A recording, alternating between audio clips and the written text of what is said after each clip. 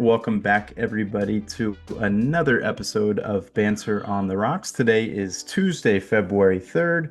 6 more weeks of winter. Kind of warmed up a bit. I'm surprised there's that many weeks left. Yep. Um, but here we are. And if it's your first time here, welcome to the show. And everyone who tunes in each and every week, thank you so much for the continued support. Make sure you hit that follow or subscribe button so you're here for every single weekly drop. On today's episode, we're going to be diving into our banter takes, Super Bowl preview, got a little bit of some pop culture topics, NBA, and much, much more. And as always, we're bringing you real talk, honest reactions, and plenty of banter along the way. All right, let's get into it as we do each and every week. We're kicking things off with our banter drink of the week, what we're sipping on, why we chose it, and how it's fueling our energy for today's show. Today, I am taking a step away from beer. Trying to should dodge the carbs more often. I'm going with gin and tonic. It's been a while since I've Okay, had one. nice. Yeah. It warmed up a bit, and I'm like, you know what? It's refreshing right now. Let's have one. Got some Hendrick's gin from Costco over the Okay, weekend. yeah. Some tonic, put a lime in there. Nice, easy drink to make, but it's always hits, always Yeah. great. Love Hendrick's, my favorite gin. No, always refreshing with the gin and tonics. That's what I would say. Hmm. Hot summer days, it's the one drink to go to. You could say I'm sort of not staying away from the carbs or caffeine. I'm doing a Jack and Coke today. Had some Jack, had some Coke. The soda kind you guys don't get to mind out there thinking something else. But yeah, just doing some Jack and Biggest Coke time. today. Keeping it simple. Um, but yeah, it's another busy week. As you can see, we're recording on Tuesday instead of our normal Monday. But we'll get on with it and we'll go into one of our new segments we've started a bit, and I'll say Tim started it a bit. But we'll call it just Tim's Wolfpack checking in on the Wolves. Yes, welcome to the WOLFPACK. Woke up nice and early again. Well, not too early. When you have kiddos, it's not too early waking Yeah. up and being ready at 7. But there I was, 7 a.m. tuning in for some Wolves versus Bournemouth this weekend. Mhm. It was a good match to start. Bournemouth had an early goal, 33rd minute, then a very late one in extra time. But honestly, the Wolves, there's a big kind of topic with Strand Larson, possibility of him being sold over to, I believe it was, it was. I forget the name of him, but yeah, I'll think of him in a minute. But somebody I always, or Crystal Palace. Sorry, there it Crystal is. Palace. Okay. But I guess the deal kind of fell through. Didn't happen. We were resting, Larson for much of the match. Came in second half. You could tell there's a bit of a difference when he did come in. He's a good presence, kind of on the attacking end of things. I will say the team overall looked a lot better. Um, with attacks th this Hmm. past week. I feel like they were a lot more aggressive with, shots on goal. There was one that was a made goal called off due to penalty, so that was a bummer. Could have had an early lead, but instead it was called off. So that was a huge letdown. But again, I feel like it looked like a little bit more energetic, different squad this week. Hmm. But yeah, and then also I wanted to shout out another creator, commented recently on one of his videos. His name is Matchday Ben, covers all things Wolves in Wolverhampton. He's Hmm. does a great job doing so, keeps me filled in on day-to-day stuff as well. Really enjoy his info that he brings along. But he recently stated that we have fallen out of the ability of winning the Premier League. And my comment was, aw shucks, because we have a whopping 8 points at the moment. So, bummer to hear the news, but I don't think it's a surprise to anyone. Yeah. But again, we can still be competitive. We can beat, some of these lower half teams. Hopefully we can work our way up here in the second half, but time's a ticking. Wolves need to kind of get something going. And hopefully we do that. We look better this week. Yeah. No, yeah, awesome recap. You guys got some big games coming up. The next one, Chelsea. Uh, Oh yeah, big game, but you know the way Aston Chelsea's Villa, I playing. believe. Yeah, they're coming off of a loss to Arsenal. Like I said, I didn't get to watch the game, but I did see a little bit of the highlights. But then you got Nottingham Forest. That's one team, you know, at the cusp of regulation. So, and that's a Wednesday game. So we'll see if you get a chance to watch that on Wednesday, Tim. Ayo, wake up early for that one too. Yeah, yeah, Love it. and Maybe then squeeze it half in there. yeah, squeeze in a little bit. Listen to it on the radio or streaming Absolutely. wherever you can listen to. But then you guys are still in the FA Cup, so that's a good one. Uh Hmm. not this weekend, but next weekend. Grimsby Town. I see that coming up Sunday, February 15th. So being in the FA Cup still great accomplishment. So like I said, hopefully you guys could get through them. Um make it into the next round.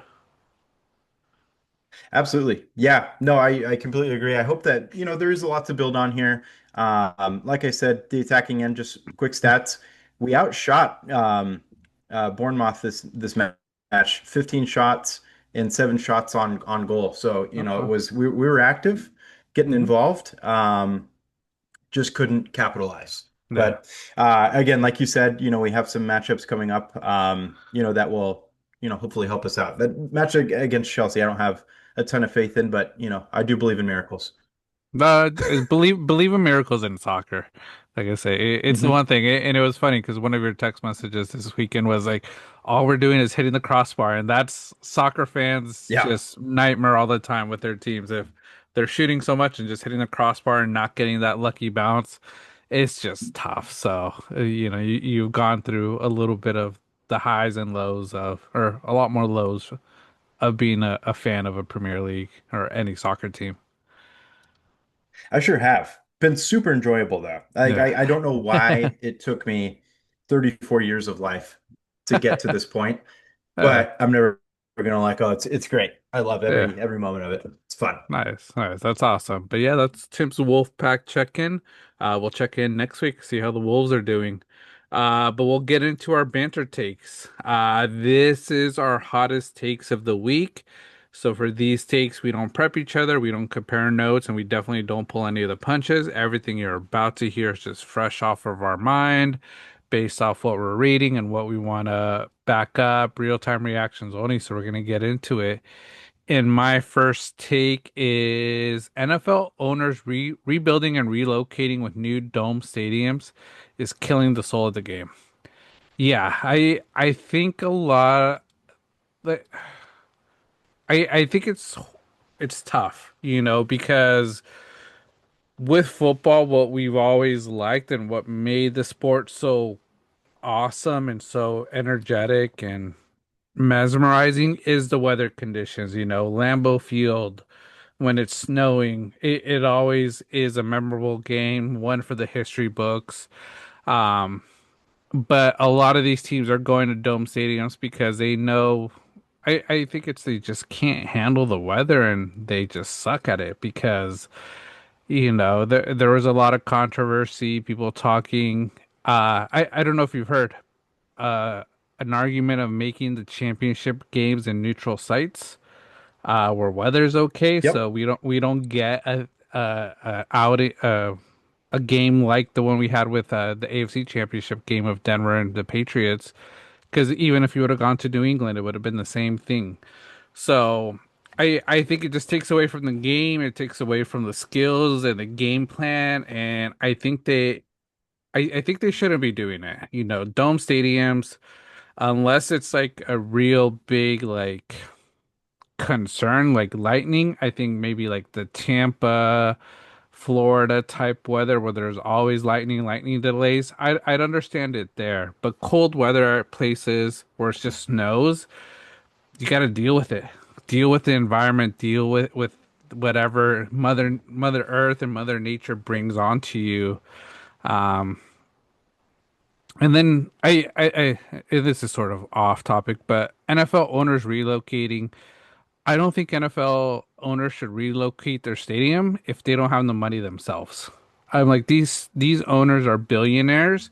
using tax money and money of the people to build a brand new stadium, state of the art, and then hiking up the ticket prices to where true fans cannot buy them. I think it's cruel and not fair, because it's the one thing I've seen with the Bill Stadium, an amazing stadium from what it looks like. It looks so great, but from what I'm hearing, a lot of the fans that have been season ticket holders are already getting priced out and not being able to buy it, and I think there was some tax money going towards that. I think if you're going to relocate as a team or build a new stadium, it has to come out of your owner's money, just the way Kroenke did here in LA. That was all him. No tax money from anybody, and built jobs. So, my little take with that. Yeah, no, you hit on all the points I certainly would have. Literally, even the one that you considered off topic, like it was literally a thought of my mind too. Yeah, no, great job with this take. I feel like that this is one where, um, it's we all enjoy looking at, a winter wonderland, Hmm. in Green Bay, or Philly had a ridiculous game back when Nick Foles was playing there, and I think the snow was practically up to their knees, and it was Yeah. just. He had a hell of a game that game too. I remember Hmm. like a ton of yards. I think it was against Detroit. Stafford was playing, Calvin Yeah. Johnson. It was a phenomenal game. And I mean, I remember that game vividly because of the amount of snow. And I feel like we can do that, with quite a few different games. You could think of the Tuck Rule game, right, against the Hmm. Raiders in New England. That was, I believe, a pretty snowy game. Again, you bring up a good point with warmer weather climates. You have lightning, stuff like that. I get it. Retractable roof time, stuff like that. Of course, you want open air when it's nice Hmm. weather. Retractable's a little bit different than, fully domed, Fully but domed. Yeah. still, like, you're gonna have yeah, you're gonna have the elements, and then, we're gonna have, a few inches of snow this day. Let's close her up. That's a bummer. And then teams kind of going out of their way to relocate. You mentioned Chicago, possibly thinking about going to, I Mm. believe, like what, Gary, Indiana. Something like And I that. think that their idea of the stadium there is going to be, again, dome, retractable Hmm. roof status. Chicago, very memorable games out in the elements. Um, I think the Chiefs are doing something similar where, Hmm. they're going into Kansas, I believe. Yeah. And again, I think that their stadium, they're looking at making it domed or retractable. Another team that is full of elements. Hmm. Um, so yeah, it just kind of takes away from the soul because not a lot of sports play like that. Soccer can do it to an extent. Then you have, baseball. You get rained out, you get snowed out all the time. It doesn't always Yeah. happen. You don't get it there. So, it's just the one sport that we have that, kind of feels like we can have the elements and make it work. So, we'll see. Bills, like you said, new stadiums is another issue where, you're pricing out your classic fans. I always think to the Golden State Warriors going from Oracle Yeah. Arena to Chase Arena. Chase is a great, great arena, don't get me wrong, but the fans you get there, it's far from what Roracle Oh was. yeah. You had passionate fans. The noise level in there like helped Hmm. us, to those finals. Like it was outrageous how loud it would get. And then you go to Chase, and then you have rich billionaire techs, sitting side court side, and Yeah. have everybody that price you out of tickets typically. So it's hard to get diehard fans in there because of the prices. Um, and you bring up a great point as far as tax dollars go. It's like, I shared a clip with you last week when, somebody really broke down, like hot dog Hmm. costs at Oh stadiums yeah. and food in general and drinks and they kind of proportion that towards, was this tax dollars at Mm. use? So that money that's purchased or used there, is that going back to Yeah. the city? Then the city starts making a ton of money off of the taxpayer dollars and, this, that, and the other. It's like, man, it just seems like an easy way out for a stadium when not everybody is even a fan of your local team. So Yeah. I'm glad that stories like that are coming out because it's very informative for those who want to figure stuff out like that or didn't really think about it. Yeah, I started watching a little bit of that video you sent because it is a longer video, but Oh just the yeah. beginning where how much the owner was making off of raising the hot dog 10 cents and this was back in, what was it, like the 60s or something, 70s, where they never used to wrap Yep. the hot dogs, so they had to start wrapping the hot dogs. I think it was just part of, health codes. But that was the reason for the increase and how long, they factored how long it would take. And it was so interesting. And I'm just like, man, this guy, I think a lot of other people need to go into stadiums, sort of look at that stuff. But yeah, that was a good one. Hmm. I'm looking at new stadium timelines. I saw this post. That's why it came up to mind and I was looking for it. So 2026, Highmark Stadium in Orchard Park, New York, set to open. So that's the Bills. They're set to open this year. 2027, the Titans, new Nissan Stadium with roof set to open in Nashville, Tennessee. So they're getting a roof. Nashville, I don't think it has much snow as much, so I think it's okay with a A little roof. bit. It gets cold. They've Yeah, had snow, but yeah, it's not consistent. yeah. So that's 2027. 2028, estimated 1.4 billion renovation Stadium of the Future set for 2028 for the Jags.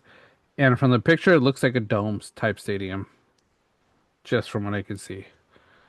Hmm. 2029, Wow. new stadium in Brook Park, Ohio, set to open. So the Cleveland Browns, and this looks like a dome stadium in Wow. 2029. See, the 20, Browns are definitely a team where, you like the elements too. I yeah, mean, lake effect snow. yeah, you take advantage of it. Like I say, if you play in that weather, when the Chargers, the Rams, the Raiders show up, like take advantage of that because they're not used to playing in the snow. You live there, so use the elements to your advantage. 2030, new RFK Stadium in Washington, D.C. set to open. Looks like a dome stadium as well. Looks a little like the Rams Charger Stadium, so we'll see how if there is any open access, but it's still, DC snowy weather. Yep. Um, 2031, new stadium proposed roof set to open in Denver. That's Ah, see. unfortunate. Yep. 2031, Chiefs announced plans to move team to Kansas in 2031, and it looks like a dome stadium. And then question marks, Bears exploring options in Arlington Heights and Indiana for their new stadium. So a lot of moves for some of these teams already Wow. in the future. Big time.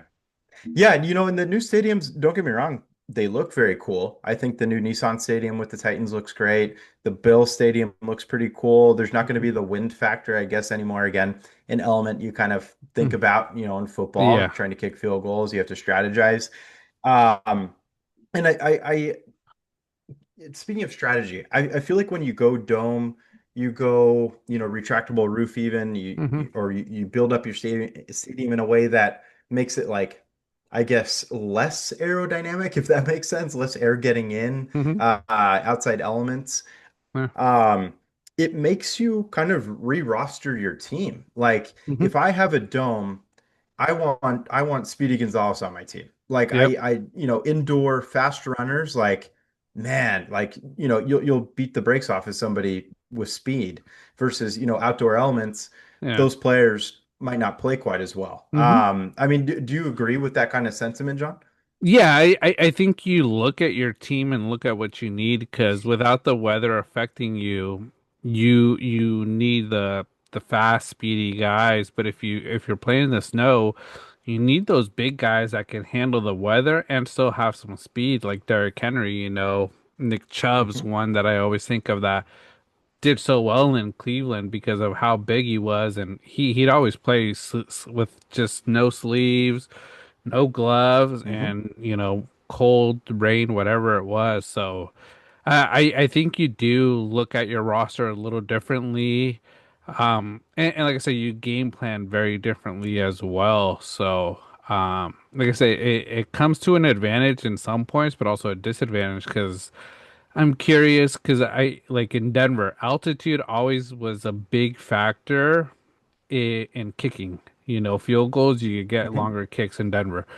But and like I say, it might be a dumb question, but I'm going to ask it or mention it. With a dome stadium, is that going to change a little bit? Because everything's just enclosed. Is that going to take a little bit away of that element?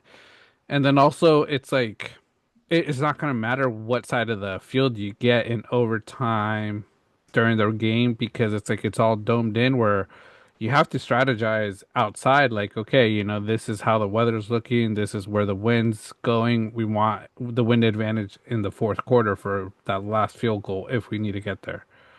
So there's a lot to it, and that's like you mentioned. That's what I like about football because they don't really cancel anything unless it's something dangerous. Whereas baseball gets rained out, basketball's already indoor, soccer, they'll play through it unless it gets too bad, to the point where it's not possible. Um, but like I say, football's the one sport I think you could play in all those weather elements and it makes it fun and memorable. Absolutely. Yeah, no, I'm glad you brought up Denver because there was a article that came out, I guess, in the past week. Kind of he the owner CEO of the Broncos, Greg Penner, talked about, I guess he kind of detailed the start, to the stadium. It's in its early stages Hmm. of being built. And I think one of the reporters that was present asked him, just about, the loss to the Patriots Hmm. and, just, the future of them going towards a dome stadium. And I guess he kind of said they would have closed the dome. And I wasn't there a late field goal that was missed in that Hmm. game by the Broncos. And I think that it Yep. kind of highlights that, yeah, we would have closed the stadium and we would have made that field goal. And yes, we would have won the game Yeah. kind of thing. Yeah. So it's like, shoulda, woulda, coulda. But see, that's the thing is like, oh yeah, if we had a closed stadium, it's like now it's like an excuse. It's like, Yeah. no, own up to your stadium, Hmm. the elements you're used to. Altitude Hmm. is certainly one with Denver. In use it as an advantage. Yeah. Yeah, you have to use it as an advantage and like I say, that's where you have to find those kickers that could kick in the snow, kick in the weather, Yeah. because you take that advantage, do kicking competitions in December when it's like freezing cold with a snowstorm there and see who has the best accuracy and who gets as close as possible because that's going to help you for those games. Because like I said, yeah, they lost the game because I think they missed a field goal when the snow started, end of the second. Um, you know, but then the Patriots missed one, and then the one in the third, I think, was a tip or fourth. I think it was a tipped one too, but still, the snow did affect the kick a Mm. bit. So you got to learn how to play with the elements. Don't use that as an excuse. I see a lot of excuses from Denver Bronco players sort of saying that, they're the better team. I don't know if they were really the better team. I think they were pretty even leveled. Defensively, I think they were better. Offensively, I think the Patriots are a little bit better. Um, Hmm. Bo Nix, the way he plays, I don't know if he would have won the game. I think it could have ended up the same way because Bo Nix is a streaky player where I think we talked about it quite a while ago where he plays horrible for three quarters and then the fourth is where he shows up and sometimes it's Yep. it's too Mhm. late. Sometimes it can make a run, but in that weather, that fourth quarter wouldn't have mattered. Absolutely. Yeah. No, it's a great point. Yeah. Bo Nix is, he's good, not great. I feel like he's very serviceable for the Hmm. team. I think that Sean Payton's offense is one that's really tough to learn. I think Hmm. he does what he has to kind of keep the team in it. The running game is definitely something Broncos need to work on. I think that there's a lot of aspects to their team that they didn't win. And quite frankly, I don't think the Super Bowl would be very close if it was Hmm. Broncos versus Seahawks. Yeah. I feel, a lot better about, the matchup level, um, as we head into Super Bowl week here. But we'll kind of get into that later. But I feel like, again, like use the elements to your benefit. And Hmm. I'm gonna come off as harsh and that we might get a lot of kickers coming after us after I say this. But I feel like over the last few years, yes, kickers are kicking further than ever. Hmm. They have a lot of power, things like that. But I feel like they can be total prima donnas. I feel like any, little thing that they didn't judge it properly or the laces weren't perfectly, this, that, or the other, it just alters everything and then they're gonna miss the field goal and that's gonna be the reason why.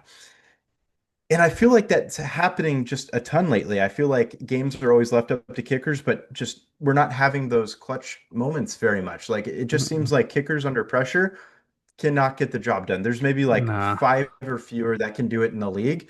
Whereas in the past, I feel like it was a little bit more consistent minus the length of the field goal.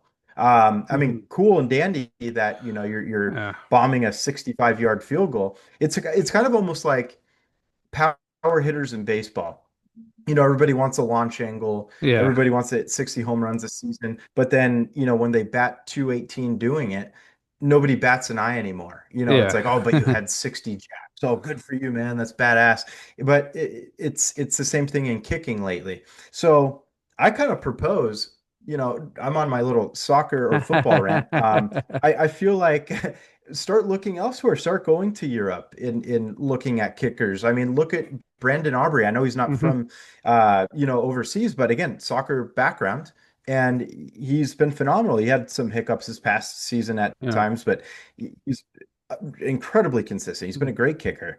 But yeah, I know that Saints did the same. I think their Hmm. kickers from Ireland pretty cool. I think he has a great leg. He's had some misses too, but again, I feel like you have to look elsewhere because I mean those players are if they're from the UK or Europe, they're playing in cold weather, sloppy weather on the pitch. And I feel like it could line up pretty good to football Yeah. because they're just kind of used to it. Yeah. Yeah. I think it's a lot of that. I'm gonna put this out there. It's a lot of those Gen Z type of kickers now. That mindset, Yeah, there I you go. don't think they're not built as tough as, Gen X, millennials, the way they've come through life, internet's already created all this support electronics where like when we were younger, we didn't have internet, I remember dial-up modem, so I think that's Yep. sort of some of it that comes with it because if you look at all the consistent kickers at the moment, they're all sort of the older kickers. They're all pretty Yeah. much probably more closer to that millennial time frame, getting up to retiring, where the newer ones, Tyler Loop was supposed to be this clutch, great kicker, and when the time came, the pressure was too much, missed it. Um, Yep. Denver's kicker, McManus, is it or no? No, not anymore. Isn't it Lutz now? Oh yeah, yeah, Sean let's Payton brought Lutz over. yeah, but he's probably more like that millennial, late 30s, getting close to 40s, and usually Mhm. pretty clutch. So like I said, yeah, I think you have a point that they're a little bit prima donnas, but I think it's more they just don't have the confidence because they just weren't built to have that confidence. They were built to have everything um, just sort of handed to you. So Yeah. yeah, I think they need to get it together, go to Europe. Yeah, when you were talking about Europe, Brandon Aubrey's the one great example, soccer player that became a kicker and probably one of the more Mhm. consistent and guaranteed kickers, in the league. Give it a shot because, like I say, they know how to kick a ball. It's going to take a while to learn how to kick a football, but I also think they're not going to struggle as much if it's not perfect laces out. Um, I think Right. they could manage more just because they, they have a lot more skills kicking length. Um, but yeah, because I'm trying to think. I remember kicking a football. It's when I was a soccer player. It wasn't that hard. I'll say. How accurate I would be, Yeah. that's the one thing I never really worked on because that wasn't my sport, but it was pretty easy to kick a football compared to a soccer ball. Yeah, absolutely. I mean, we need more Janikowski out there. Yeah. Just beer belly, probably took, hammered some beers before the game, goes out there, just absolute bombs. Um, in just kind of that element. And then if you look at really the top two kickers in the league this year, Kaimi Fairbairn and Jason Myers, both, over 30 years old, been Hmm. kicking the league for quite some time. Um, and they were very dominant this year. Fairbairn only played 15 games, but still led the league in field goals. It's Yeah. crazy. He had a hell of a year. Yeah. 44 field goals made out of Yeah. 48, 91%. Yeah. Killed it. Yeah. Kickers seem to look like the Rams kicker, Harrison Meaves. That dude with that belly just Perfect. coming out. Yes, And absolutely. he was good this year. He was very good. He was good in the playoffs. Yeah, he, Yeah. he did very good for the Rams. Yeah. I think back to the movie The Replacements. Dude smoking Yeah. a heater out there. And Yeah. he's a soccer player too. Get him out there, man. I Yeah. love it. Yeah. Yeah. So, but yeah, man, we went from stadiums to kickers. Banter on the But yeah, rocks. Banter on the rocks. But yeah, no, like I say, we'll see how kicker sort of develop. I think this game this weekend will be a kicker game too, and I Yeah. I think the Pats have a younger kicker, so we'll sort of see how he fares in a big game Or gals. situation. Yeah. Um, Whereas Seahawks, I think, have a more veteran kicker who's been in the league for a little bit longer.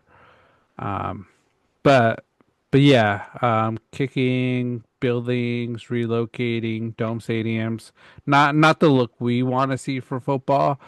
But like I said, it's also not in our control. But these owners, like I say, the one piece with the using tax money, like these owners are making so much money off of these stadiums. You know, the licensing fee that you have to pay just to purchase season tickets already is I think just horrible type of move and just a money making Mhm. move for these owners. And like I said, they're not giving back to the people that really want to watch the game. Because yeah, what I remember when you guys moved, the Warriors moved to their new stadium, it was all just techies going to it, and like I say, kudos to them. I think they're big fans, but the heart and soul, the atmosphere is never going to be the same than what you guys had in your old stadium. And it's sort of, I think what's gonna hurt probably Kansas City. You know, Kansas City is a hard stadium to go play in. It's loud because of the fans, but once they relocate, they're gonna price out all those dedicated fans. And it's all gonna be just the millionaires, the celebrities going to it, and they're not gonna have that advantage. So, like I say. Yeah, I understand you got to find ways to make money, but make money's the other way. Don't kick out the fans because, like I said, that's what makes the sport. Absolutely. Yeah. Cheap food, decently priced tickets. Don't price your true fans out. And these teams will find a lot more success and stuff like that and get loyal fans. I mean, people Yeah, bandwagon more than ever now because of the exact points we're talking about. yeah, yeah. No, yeah. I think there's a lot of bandwagoners based off teams, how well they're doing. I think you saw it a lot with the Patriots when they were on the long run. I think some of them are coming out of the woodwork now that they're finally back Oh, again. yeah. Um, but yeah, having the loyalty fans, it's what matters. Mhm. Yeah, 100%. 100%. Yeah, it's loyal fans make everything. That's why, the Niners faithful, I feel like they do a great job, travel Hmm. well. Of course, we get bandwagoners in there, but the faithful stay strong because we've been through it thick and thin. Yeah, Yeah, yeah. I was looking something up, but I can't find it. But I'll send you my next take or alrighty. your take. That'll work. All right, got my take here. The NFL Pro Bowl week is so boring it makes you miss the old days when players at least pretended to care. Pro Bowl should be replaced with a mini combine where stars trash talk, compete for cash, and fan votes on the challengers. Absolutely. I completely agree with this. Last year, we pitched on this show, some type of roast. I feel like Yeah. that would be phenomenal. Where different players go up, everybody gets a chance to roast them. Keep it, somewhat bantery friendly, maybe not deep dive into personal lives, but that too could be kind of fun. But just kind of keeping it lively because Hmm. again, I didn't even realize the Pro Bowl game was going to be today. I knew it was in downtown SF. I knew that there were some festivities going on, but you sent me a clip of the big hands catch, and just the Jamar Chase versus everybody else. It seemed like, and I'm just like, dude, like, are we catching footballs with Mickey Mouse gloves? It's just a vibe that's very odd. Not a big fan of it. Nobody wants to go watch dodgeball. I Hmm. just like I don't know why that's a thing. And if you want to try to get your players hurt, just go ahead and make the play dodgeball. Um, and yeah, again, All-Star games in general, Pro Bowls, we're at the point where just make it like in a certified accomplishment on somebody's just statistical career and be like, Yeah. yeah, 8-time Pro Bowler. But the more we say it, the more it wears out. It's like, Yeah. okay, like all pro obviously has more meaning, but it like the meaning has gone up so much higher than what a Pro Bowl is because Yeah. anybody can be chosen for the Pro Bowl. Shadir Sanders was a Pro Bowler this year. It's outrageous to say, but he was there. I think he threw a touchdown pass as well. I think I saw a highlight on that. But yeah, no, I think the fan vote too is a great idea. Yeah. You could have um imagine you do like top comment is the next activity. It's something just outrageous. Yeah. I mean, categorize it, but I Yeah. don't know, like line up all of the O linemen and have them do a food competition and like who Hmm. can eat the most, whatever in Hot 10 dogs, minutes. Like hot dog eating hot contest. dogs. Yeah, stadium food. Yeah. Let them go at it. Have, that's something like, I don't know, just make it quirky, make it something different. Yeah. Because again, like you're asking them to go compete with Mickey Mouse hands and try to catch a football. Nobody's really into that these days. Yeah. It was fun when they did in Hawaii with the long toss competition. Then everybody took the Pro Bowl game serious. And then, as the take says, implement some type of cash. Winner AFC being the winner gets a bonus of 250 grand or Yeah. whatever. And then probably wouldn't be that much because there's a crap ton of players, but Yeah. just divvy out something to kind of make it meaningful. Hmm. Because certainly they don't treat it like it is. Yeah. No, for sure. You mentioned like they pick anybody. I was gonna send you a picture, but I totally forgot to. But AFC Hmm. Pro Bowl quarterbacks: Joe Burrow, Joe Flacco, Shadir Sanders. Like Joe Flacco was a backup in Cincinnati. How is he and nothing against Joe Flacco. You know me. I'm a Joe Flacco fan. Oh yeah. Raven brought the Super Bowl for us, but like Joe Flacco out of all people, like Pro Bowl Two quarterback, Cleveland like Brown greats, yeah. all-time greats this year. Yeah. Yeah, and then Shadur Sanders, like it's just it's the laughing stock because yeah, I didn't know the Pro Bowl game was today, and honestly, the biggest highlight I saw on TikTok and social media from the Pro Bowl week is a corgi race. That was the one thing that showed up the most on my Oh, timeline. A corgi race at the Pro Bowl, not the I game, like that. the hands competition. You had to search a little bit to sort of see some of the clips. The NFC did a little tush push in flag football, which makes absolutely no sense. Like I say, they're just making a joke out of it. So I Right. it's horrible for the NFL. It sucks for all sports because like I say, all Pro Bowls, All-Star games are going this route where it's just so boring.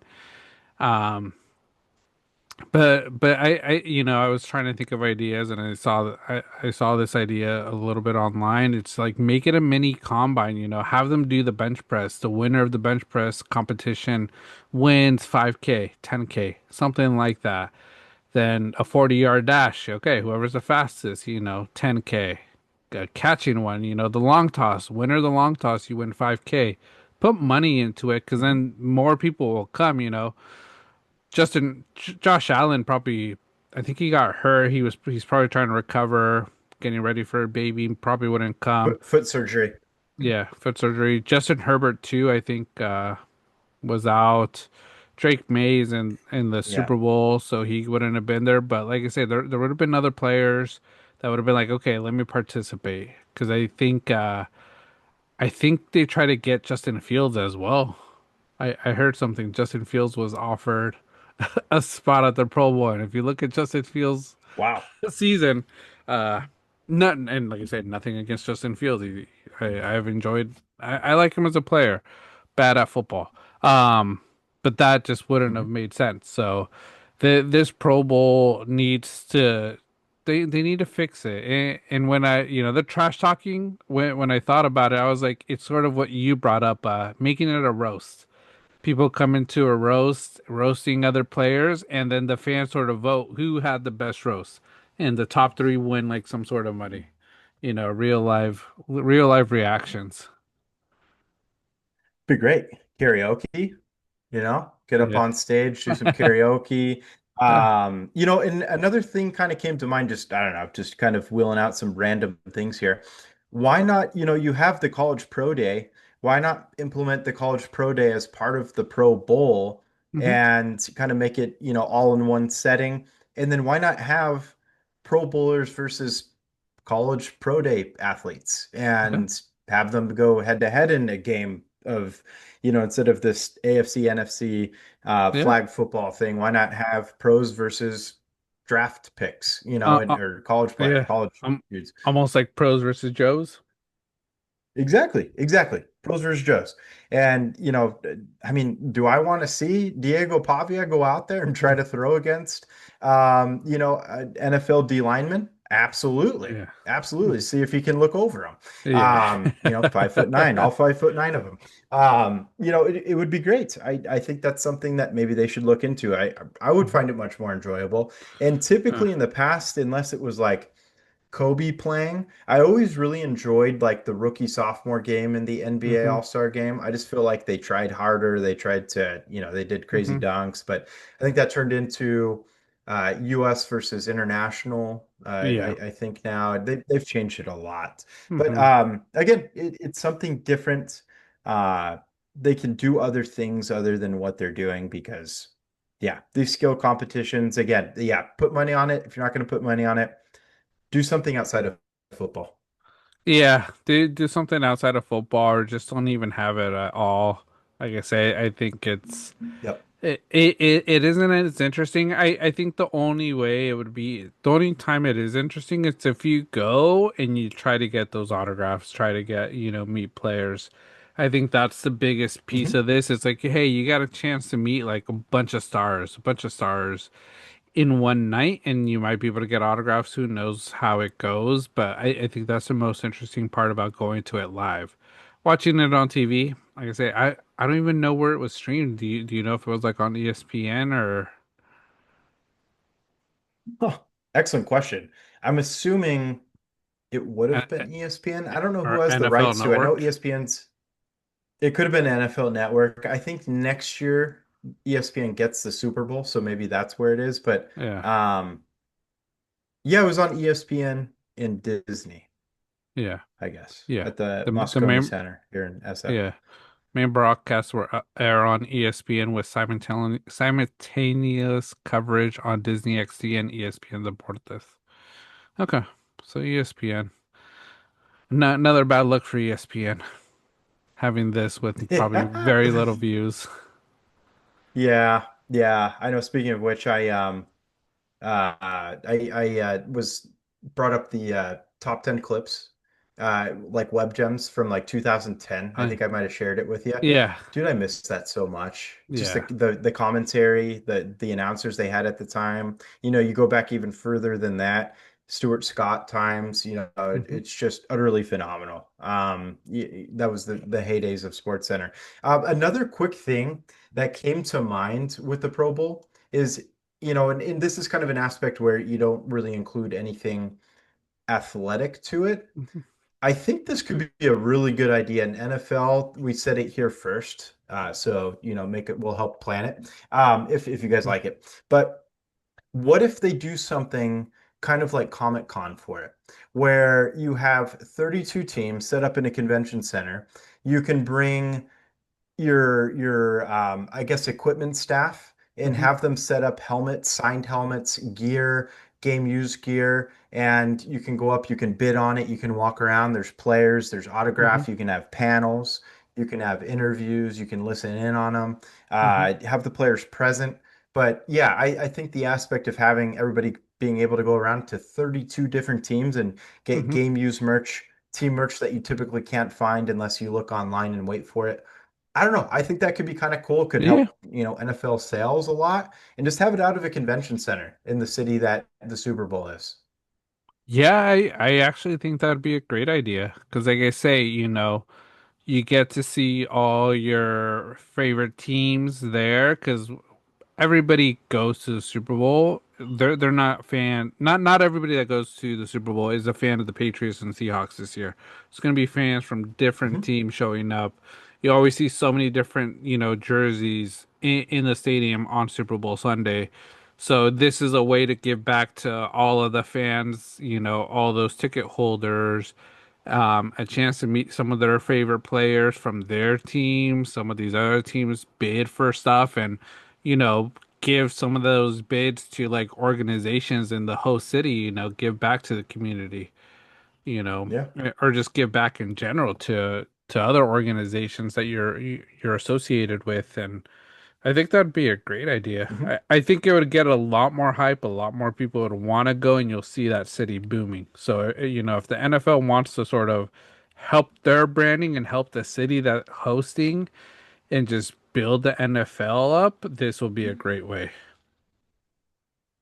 Absolutely. Yeah. No, I think it's worth their while. And then, whatever hosting city, I know today, I think it was Jerry Rice versus Steve Young as the coaches of the AFC, NFC. Hmm. Have them local legends on a panel, Yeah. San Francisco greats, next year if it's in Florida, or Miami, whatever, you could have, Miami legends there, Yeah. and think of different ways to kind of, I don't know, kind of make it, aspiring stuff like that. You can almost make it like a, low-key job fair too. You go and talk with equipment guys and or gals and figure out, Hmm. hey, how'd you get into this industry? Do you like it? Blah blah blah. I don't know. I feel like it could be a Yeah. good thing. I think it would be great for, kiddos interested in the sport and, Hmm. looking to collect. Cards are a huge deal. Yeah. Make cards as a part of it too. I don't know.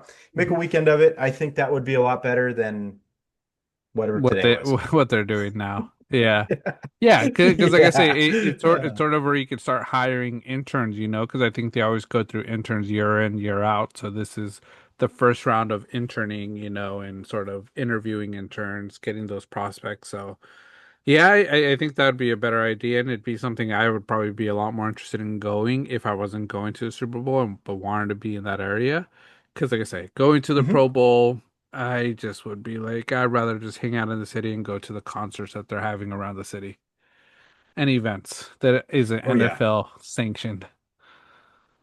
absolutely. No, I completely agree. Dan Patrick show we talk about them a lot on here. Hmm. Favorite is they're set up right outside of Oracle Park, across Yeah. from McCovey Cove. So that is a scene that, I'm close by it. I just don't have time because of work. But again, that would have my interest versus the Pro Bowl. I'd rather go, be an audience member of their Hmm. studio and watch them live. That would be pretty Yeah. sick.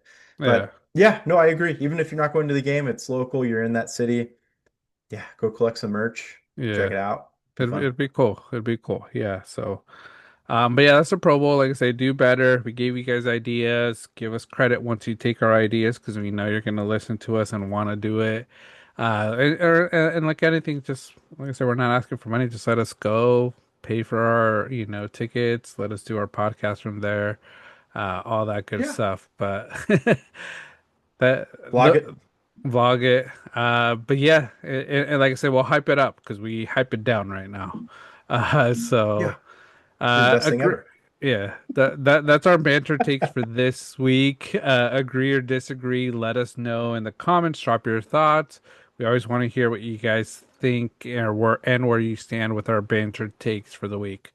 But we'll move forward. We're going to NFL, so we're at Super Bowl week, big week. Patriots versus Seahawks on Sunday in San Francisco. Saw some posts of San Francisco fans a little bummed out and mad that Seahawks logo's painted on your guys' stadium on your stadium grounds. Oh yes. Um, but game wise, per BetMGM, it's what we use for our spreads, over unders. Opening up today, Seahawks are still minus 4.5 favorites, and an over under of 45.5 points for the game. Um, what are you taking, Tim? And just what are your takes of the game for this weekend?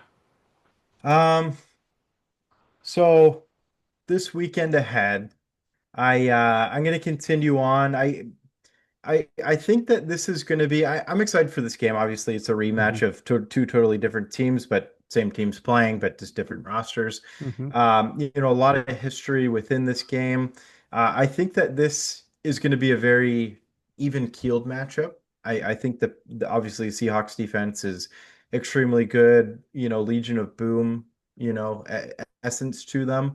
Very very close.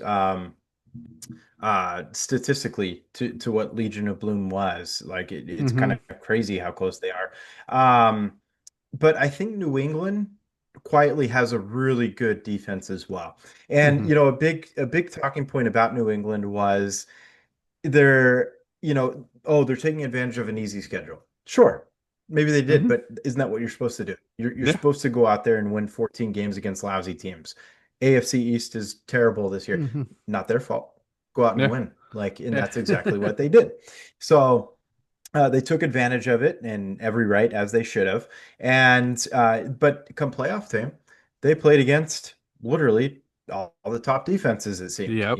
They ran through the Texans, then they go on and beat the Broncos, and now they have another tough matchup here against another phenomenal defense. So yeah, let's see if they can stand in there against the Seahawks. Seattle, very, very good. I do think that if Sam Darnold were to pull off a win in this game, eh, do you kind of low-key put him ahead of Josh Allen and Lamar Jackson? Because same You might draft have class, right? to. You might have And to. only guy with a Super Bowl Yep. in his last two seasons. Utterly phenomenal. So, Yeah. crazy to say, he seems like a really good kid too. Well, he's a grown man, but he seems like just a good person. He Hmm. interviews really well. I've seen a ton of interviews about him this week. People asking questions about his mono that he had, Hmm. unfortunately, back when he played with the Jets, but he brought up funny aspects to it, laughed it off, got through the jokes of it. And look where he's at now. And I think that he's proven that the Jets are just dysfunctional versus him being a bad player. And, proved that the Vikings made a terrible decision letting him go. Hmm. Um, the team, Seattle's completely awesome. Ultimately, long story short, I'm going to go New England for this game. I'm going to continue on my take. My take already ended, weeks ago. But I might as well keep riding the train out here. Hmm. I think New England is going to win this game. I do think it's going to be a field goal friendly game. Um, I think that I think that it'll be on the lower scoring side. I can see Patriots winning like 20-17. Okay. Okay. So you got the Patriots winning, and then probably the under 45, because 2017, that's 37. Yeah. Yeah, I'm going to Yeah. go under Okay. 45. I know it's a big risk, but I feel like the defenses are really good. And then both Hmm. quarterbacks have their games where they can be a little sloppy. And Yeah. they're both first time in a Super Bowl. So I'm going to take the defenses play a little bit Okay. better. Yeah. Yeah, no, it's gonna be a good game. You hit on all the stats, all the points. Um, I think what New England has to do, because I just follow New England a little bit more because of the family ties to it. Defense is going to be the big factor for New England. I think they got to blitz the Seahawks. They got to make Darnold just see ghosts. Back in the day when he was on the Jets, he had that interview after the loss to New England that he was seeing ghosts, and that's exactly what they need to try to do this weekend. Because if you give Sam Darnold time in the pocket, he's gonna find Jackson Smith. He's gonna find Cooper Kupp. So make him struggle, Hmm. give it to Kenneth Walker, see if Kenneth Walker could do what he was doing the last game. But yeah, the I think the low key Patriots defense is low key really solid. Not, they're not like talked about as much as like the Seahawks, the Broncos, the Texans defense, but I think they're there. And honestly, I would say this is Seattle's game to lose. I think they are the favorites. I am taking the Patriots at that spread because I don't think they will lose by more than 4 points. I think it's going to be a field goal game. If they lose, they're going to lose by three. I don't think they'll lose by more. So this is Seattle's game to lose. They need a win. Yeah. They got to do everything right to take this. But it's going to be tough. A stat I saw today, and you know how you mentioned 6 more weeks of winter because it was Groundhog Day yesterday. Uh, I Oh, always struggle saying this guy's name, but Punxsutawney Phil, he emerged and he saw a shadow. And one stat that came up that I saw is every time he comes up and sees a shadow, when Patriots are in the Super Bowl, they win. So oh, hey, crazy stat. hey, So the other stat I think I gave you a few weeks ago is when there was a new pope elected, Seahawks made it to the Super Bowl. They haven't won it all the time. yep, I think they only won one of them, and they made it twice.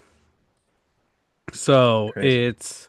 it's crazy, two crazy stats. If you go based off of them, Pats might be winning this because it was Groundhog Day, 6 more weeks of winter, but it's gonna be a great game. I also could see it being a blowout for either team. I'm gonna have the over on this, over 45.5, because I think it's good. I think it's gonna be close, but I think it's gonna be high scoring. I think it'll be like in the 20, Hmm. 25 range for each team.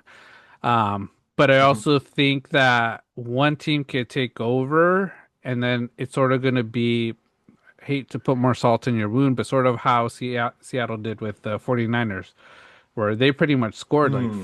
40 points and the 49ers only had seven. Was that all?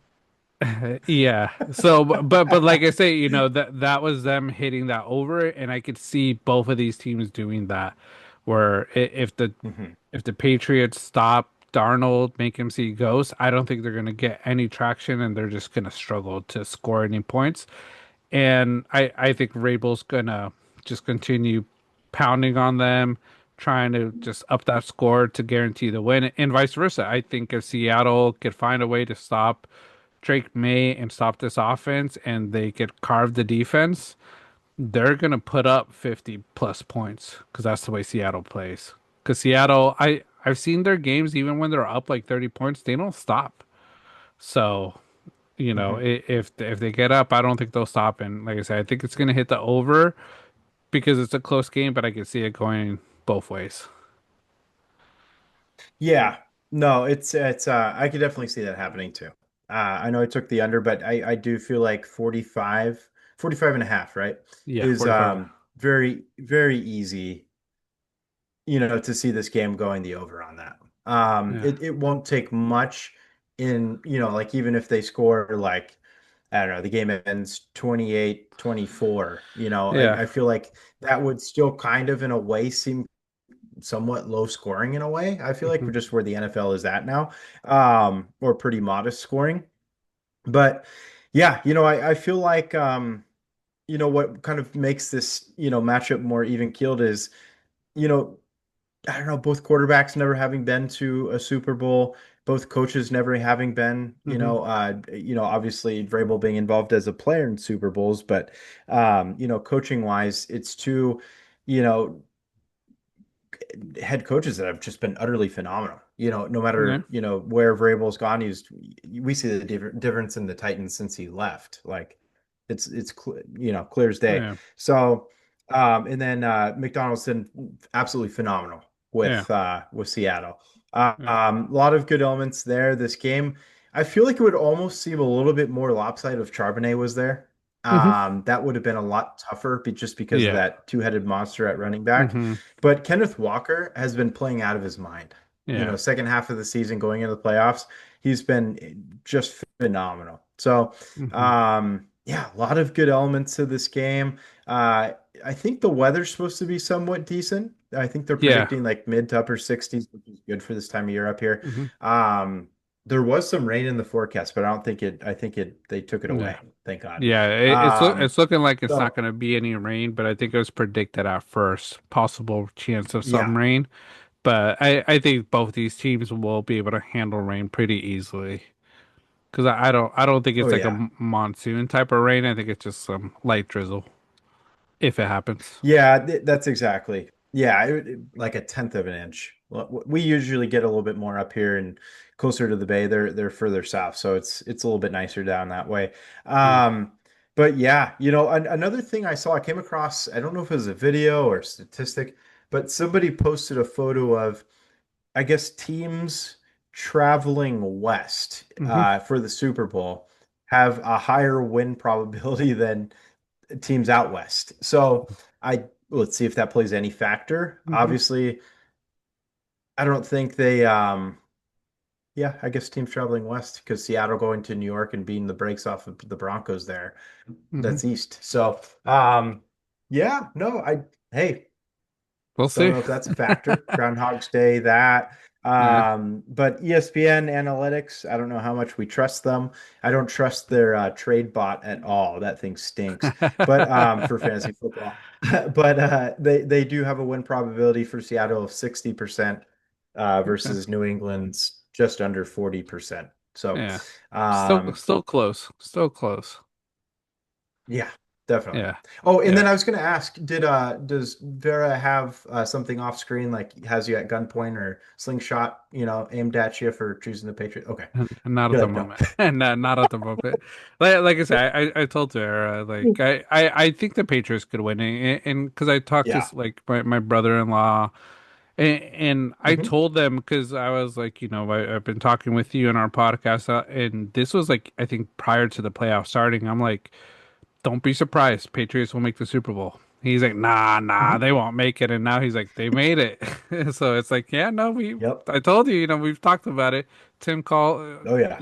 I don't think you called the Super Bowl. I think you called first place AFC, I um, wish. and making a Winning the East run. in playoffs. Yeah. Yep. So, but yeah, like I said, they had a good team. So, and then one of the last things, Drew Lock or Tommy DeVito winning the Super Bowl. It's gonna be crazy Mm. thinking Tommy Cutlets winning one before anybody else. Can you imagine his agent? His Yeah. agent is a character. Oh yeah. It would be awesome.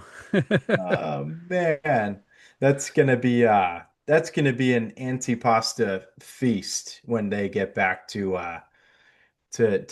Yeah. Jersey. Yeah, if they win it, man. My Man, word. this guy, Uh, New York will be dying because they let him go. Tommy DeVito. yeah. And like I say, Drew Lock, a journeyman in the NFL. So, you know, Hmm. could you put them above Josh Allen, Lamar Jackson? Because, you know, Hey, they're Super Bowl yeah, winners. You gotta yeah, he respect won. that. Yeah, there you go. Uh, That too. It's outrageous, but yeah, I feel like that's honestly, I think NFL offseason, if Seattle wins. I think Darnold, that's going to be a big topic. I yeah. really do. I think that's going to be a big topic in comparison to Josh Allen and in Lamar because obviously two absolutely incredible regular season players, but come playoff time, it's been one thing or another that they can't Hmm. get it done. But Darnold to go in their first season with Seattle and could win one, crazy. Yeah. Yeah, no, it'll be crazy. I think I'm excited to see it. Like I say, Patriot fans, th- they're lucky. You gotta admit that fan base is lucky after what they went through with Tom Brady, and I don't think we pictured them coming back to a Super Bowl so quickly that it's just. I think a lot of our fan bases wish we could have been the Patriots, and even I think the Chiefs, they're still a fan base that wish they could be the Patriots, because once their quarterback goes, Patrick Mahomes, I don't think they'll ever make it back unless they get Patrick Mahomes Jr. drafted there. Yeah, no, completely agree because Andy Reid's going to call it a day, and then whatever coach you guys get next is going to be nowhere near what Andy Reid is. Yeah, Good luck to them at that point in time. Good luck to them now, quite frankly, yeah, um, because everybody else is getting a lot better and they're getting worse. Um, but yeah, no, it's a lot of great elements to this game. I'm trying to think of um, anything else. Oh, I mean. Halftime show, Bad Bunny. I think that's going to be absolutely phenomenal. hmm I'm super pumped. He had a big weekend with yeah, the Grammys. So the Grammys. congrats to album of the year. Correct is Yep. the main award he got. hmm Well deserved, and I think that really proves a lot of the haters wrong. Everybody was downing like, oh, who is this guy? Or oh, nobody listens to his music. It's like, dude, if you win album of the year, I think quite a few people listen to your music and know what's up. Yeah. So. I think it's going to be phenomenal. I think it's going to be a ton of fun. Really excited for that. And I don't know if you want to use that as leeway into Yeah. song Yeah, yes, possibilities. yeah. So we did it last year. We predicted we tried to predict what Drake was gonna open up with, or not Drake, Kendrick Lamar was gonna open up with and close with for the Super Bowl. I think we got it wrong, but I think there was one commenter that did hit the opening song, and I think they were one song away from the closing song. So That's right. we wanted to bring it back this year. Sort of what we think the opening song is going to be in the closing song, and vice versa.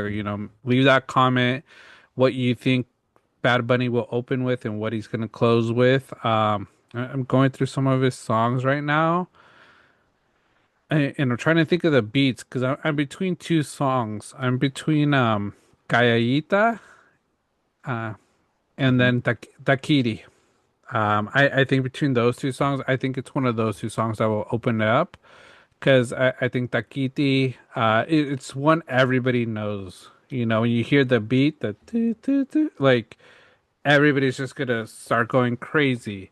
But I don't know because he sings that with someone else, so I don't know if he'll bring out a guest immediately. So that's why I have Kayaita probably as a song he will open up with. Got it. Yeah, I'm a Bad Bunny listener that doesn't always track down the names of the songs. My Spanish has gotten better over the years, but I'm not 100%. Um I he had the what was his walkout song when he was on the WWE in Puerto Rico? Uh, a lot of people are Because that saying was it's that one. lit. Yeah. That was a great song, and I think I'm gonna choose that because that entry, I literally watched that entry yesterday, and I'm like, dude, that would get me pumped up out of my mind watching him walk out there. Um, Yeah. Chambea. Chumbea, yeah, I'll go with that. I'll go with Yeah. Chumbea. I feel like it Okay. would get the crowd pumped. hmm Um, Consolation, I'm seeing baile inolvidable. I gotta look up because, like I said, there's so many songs that I'm trying to figure out. Yeah, I think it's baile inolvidable. Oh, baile Inolvidable. inolvidable. So Yeah, yeah. that one. Okay. That's maybe another possibility. I'm also seeing Nueva Yol. Yeah. Is that That's pronounced one correctly? I think could probably open it up just because of how it starts. Hmm. But I think that would have been better if they were in like New York doing it. That'd be the Sure. if they were in New York, I'd be like, okay, that's what he's opening up with. There's no Yep. ifs, New ands, or York team buts. involved. Yeah, it would have been Yeah. that. So, uh, but yeah, no, those are good ones. And I think the one he's gonna close with, the one I put, I doubt it will be, but I think it'll be a Yo Perreo Sola. I think that's just a great song to say for the end. That's the big hype song Mhm. that he had a few years ago. So I'm gonna pick that as the closing song. But like I say, it's just me how I would want to hear it. Got it. Yeah, I'll go DTMF, the Mas Fotos one. Mhm. I feel like that's just a real classic, especially from Yeah, this last album, right? Just yeah, kind of hits home. It's you know, just a really nice song. hmm I could see that one being a closeout for it. yeah, yeah. No, that'd be a good one. So we'll see what it is. Let us know in the comments what you think he'll open up with and close with. Special guests. Do you think he'll have? Who do you think will be a special guest? I know Green Day's. I don't know if Green Day is like opening a Super Bowl. But Hmm. anybody that you can see coming out with Bad Bunny, or you're guessing? Uh, yeah, I mean, I'm trying to think of local.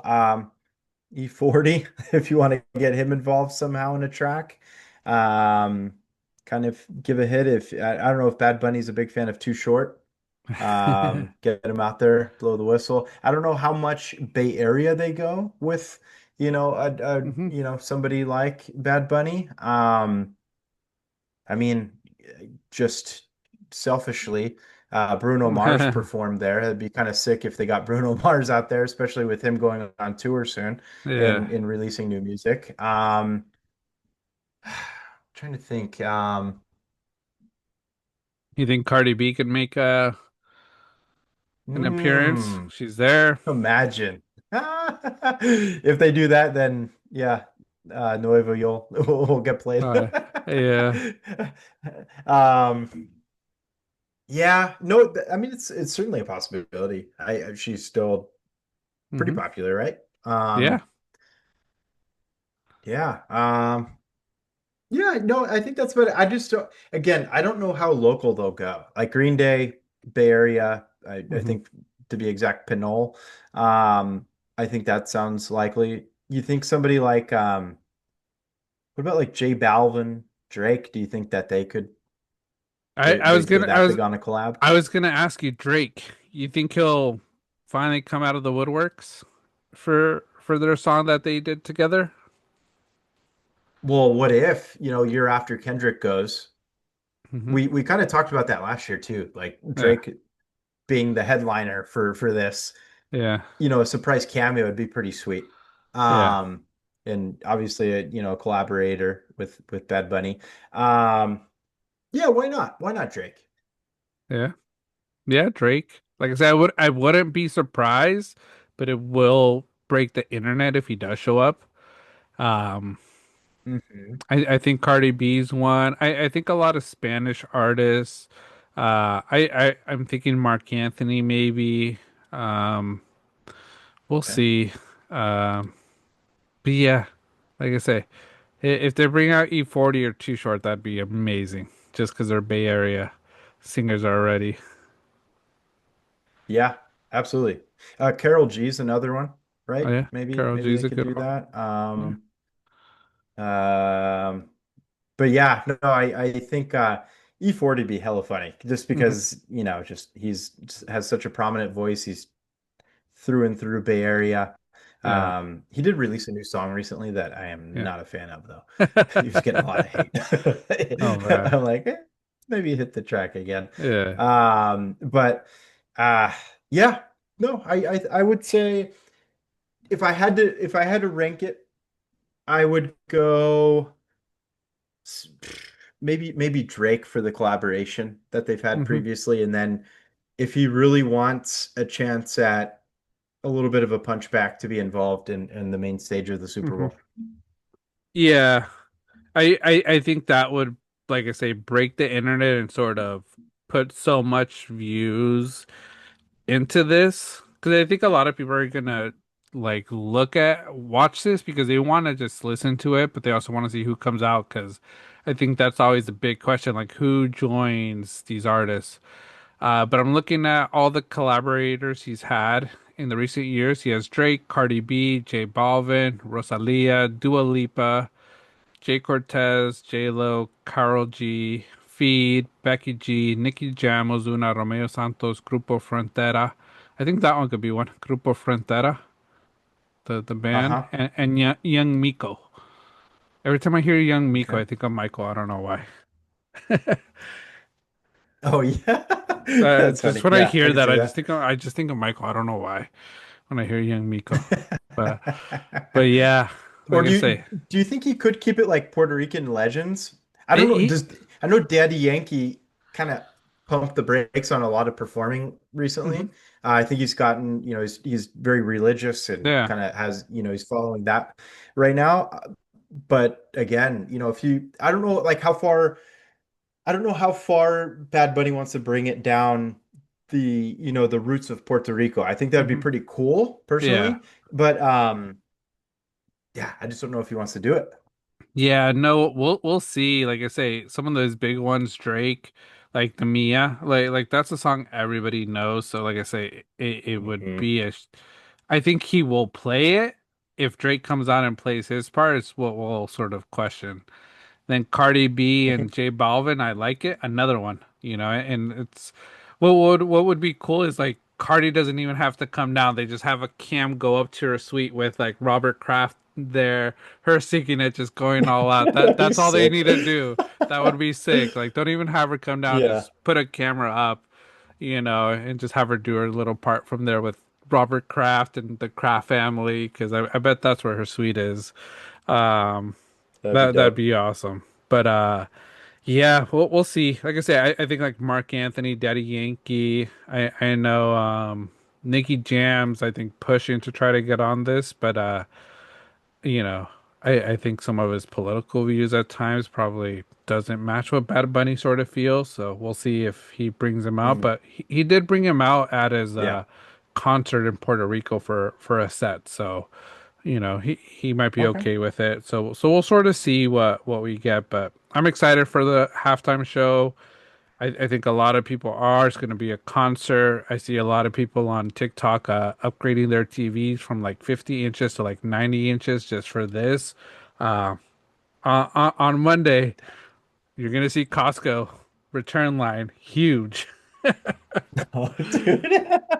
Yeah. Yeah. Wifey gets mad. Okay, go return it. Because you know what's funny? I'm glad you brought up Costco. We went in there, like I said, over the weekend, Yeah, and dude, I've never seen as many TVs as I did yeah. this past weekend. It Oh was outrageous. yeah, they're And ready. we came across, we already have, I think we have a 78 inches. It's Yeah. it's it's a big TV. And I came across a 90 inch. And I'm like, well, what if a little bit more? And then I just got this look that was like, don't Uh, even try. that I wanted to though. Yeah, I'm gonna have to delete this from our podcast because if Mary hears that, she's gonna upgrade it because she was you and I was Jenny because we our Oh, our okay, yeah. we have I want to say a 75 and it broke because we had an old 75 for like 6 years and it just blew out one day. But we were upgrading and Oh, okay, yeah, Vera was sort of like I want an 80 plus because we have a big wall. I'm like, nah, we're sticking with a yeah, 75. I was like, I don't want to get a new TV stand, a new wall mount. I don't want to be drilling holes. I'm like, we're sticking to that. But she hears that, oh, yeah. she's gonna push me to get something bigger for this weekend. But Hey, Costco prices were great. They were co- competitive. That's where this TV's from is yeah, Costco. yeah. But like I Great say, deals. it's crazy with Costco, and like I said, we're just going on a tangent. But like, Hmm. yeah, the Costco return policy, I know it's great for so much, but it's like, how do you stay in business? Because I'm telling you, everybody's buying a TV this weekend, 80, 90-inch TVs that they're Yeah. just going to put on the stand for the Super Bowl, but then return it Monday. It's like you're losing, you're making money in one day, but then you're going to return everything 24 to 48 hours later. That's insane. Like Hmm. I say, I don't know how they do it, but kudos to them because their hot dog still stays at the same price, and I appreciate that from them. Freaking love that. Dollar Yeah, 50 hot dog and a drink is phenomenal. yeah, It's a reward. yeah. Funny quick story about the return policy at Costco. Jenny told me this just absolutely hilarious story, and I think about it all the time when I see the outrageous return lines. Is there's this lady who was returning an empty bottle of vodka, and she said it evaporated in her trunk. It's like, nah, girl, that evaporated into your mouth. No lie. Do they take it? And just they did, dude. They Oh took my it. They absolutely took it. Another one was a lady returned a dead plant, God. and she's like, "It died. I want another one." And then they replaced it. So it's like I'm sure it was due to lack of water or Uh, mistreatment. I don't know, but yeah. they go above and beyond, and I think that's why everybody's so loyal to Costco. Yeah. Yeah, It's great. I think it keeps It's the so good. loyalty because they do all those returns. It's like, man, you get a pair of like boxers there and it's like, oh, there's some stains on these boxers. I gotta return them. And they'll take it. And it's just like, holy shit, you guys are really Yeah. taking it? And it's insane. So yeah, kudos to them for, like I say, for still being able to do it because I don't know how they make the money. But like I say, in my mind, I'm like, man, that's crazy because I know Monday, Tuesday, Wednesday, those return lines, and you're just gonna see a bunch of 80 plus inch TVs being returned. This could be so funny. Those flatbed dollies are going to be like all Yeah, used up, yeah. none You're gonna see available. people waiting at like their trucks, waiting for one of the flatbeds just to be able to move their stuff. It's It's funny, all but retaped boxes. It's great. uh, yeah, no, it's crazy. But yeah, that's Super Bowl Sunday. Like I say, it's a fun, awesome weekend. Honestly, US, we gotta start making it a holiday after. Monday should be a day off for everybody. We shouldn't be going to work at Oh yeah, all. Um, but that's agreed. NFL. We'll go to the NBA and sort of just go over some big draft or not draft trade news. Trade Mhm. deadline is Thursday, so there's still a few days. Some big names out there still possibly moving. But one of the first one, my Clippers and the Cavs making a trade. James Harden going to the Cavs, and we're getting Darius Garland and a future second round. I like it. I like it because we're Yeah. getting a younger player, someone we could sort of build off of with Zubac, and we're getting some assets, a future second round when honestly we've traded away so many of our draft picks. So I think it's a good change for us. Um, I I don't think we're gonna do much more this season. Rumor has it, you sent me a video. They're doing this trade because it sounds like Kawhi might be getting suspended for some of his things that were happening during the offseason before the season came up. With Pablo Mhm. Torres, little investigation. So like I say, throw bad year for us. I don't think we're really gonna be competing as much, but Darius Garland I think is a great fit for us in that future second round. I'm glad we got some draft assets back for our future. Yeah, no, your Mm, Harden still is very good. I hmm think it's a bit surprising because I know we talked early on in the season about your Clippers not performing super well, hmm but they've been on an absolute mm, tear. They've been mm, phenomenal as of late. yeah, The trade is a little surprising with their standpoint. I guess they don't want to mm, stay competitive in the West. hmm But I mean, yeah, you guys were nearing hmm 500. You guys were getting there. yeah, You guys are in playoff territory right yeah, now, barely behind my Golden State Warriors. yeah, But again, yeah, that rumor, I was going to bring that up. Rumors circulating, about yeah, Kawhi and the suspension playing a factor. And I honestly, them executing this trade, I think that becomes a strong possibility. Kawhi's having a phenomenal year too. He's playing yeah, really well and he's available a lot, maybe because hmm he knows he's going to get a lot of break coming yeah. up. But Garland was a great return, second round draft pick, sure, but I think Garland is a good return. Yeah, no, it's good. Jordan Miller stepped up a little bit for us. I'm liking how he's playing for us. So like I say, I think we have a possible good future. The Kawhi thing sort of throwing us off, and we've been playing well with Harden not as available because he hasn't been as available this year. So, like I Mhm. say, I think we're building for a better future, and I think Harden was one of those pieces. So, like I say, Darius Garland's still great, great younger star, and that future second round. Hopefully, we can make something out of it. But the next one, Boston and Chicago made a trade. Nikola Vucevic and a future second rounder going to Boston for Anthony Simmons and a future second round. So they're swapping second rounds, but player trade. I think great for both teams. I think great for Boston. Simmons, big. He was part of a trade from Portland, was it to Boston? I think. Correct. Yeah, As part of that, yeah, this yeah, past off season. yeah. So already out of Boston after a year. But Boston has needed a big guy, and Vucevic, I think, is a great guy, great rebounder, great support. And like I said, Boston's playing well without Jason Tatum. Um, how Mhm. they're doing it, I don't think anybody saw it. I think that whole team probably thought it was going to be a throne season, just build and get ready for next year. But th they can make a long playoff run. So good for them. And then Chicago. What Chicago did the last 2 days, I'm curious what it's gonna look like, but yeah, they're just making trades, a lot of point guards on their roster. Absolutely. Yeah. No, it's a lot of point guards. Chicago, they look better, especially after getting rid of Zach LaVine and Hmm. DeRozan. I feel like they were kind of holding them down. Those are two good scorers, but I feel Hmm. like they're not winners. I guess, it's a harsh way to say it, but they just aren't. Um, And I feel like that they're in a lot better shape now. They have a lot of good young talent, a lot to build around. Vucevic is somebody who's an aging asset. He's certainly on the late second part of his career. And he helps a team like Boston a lot more. I think that it's a good trade, like you said, for both sides.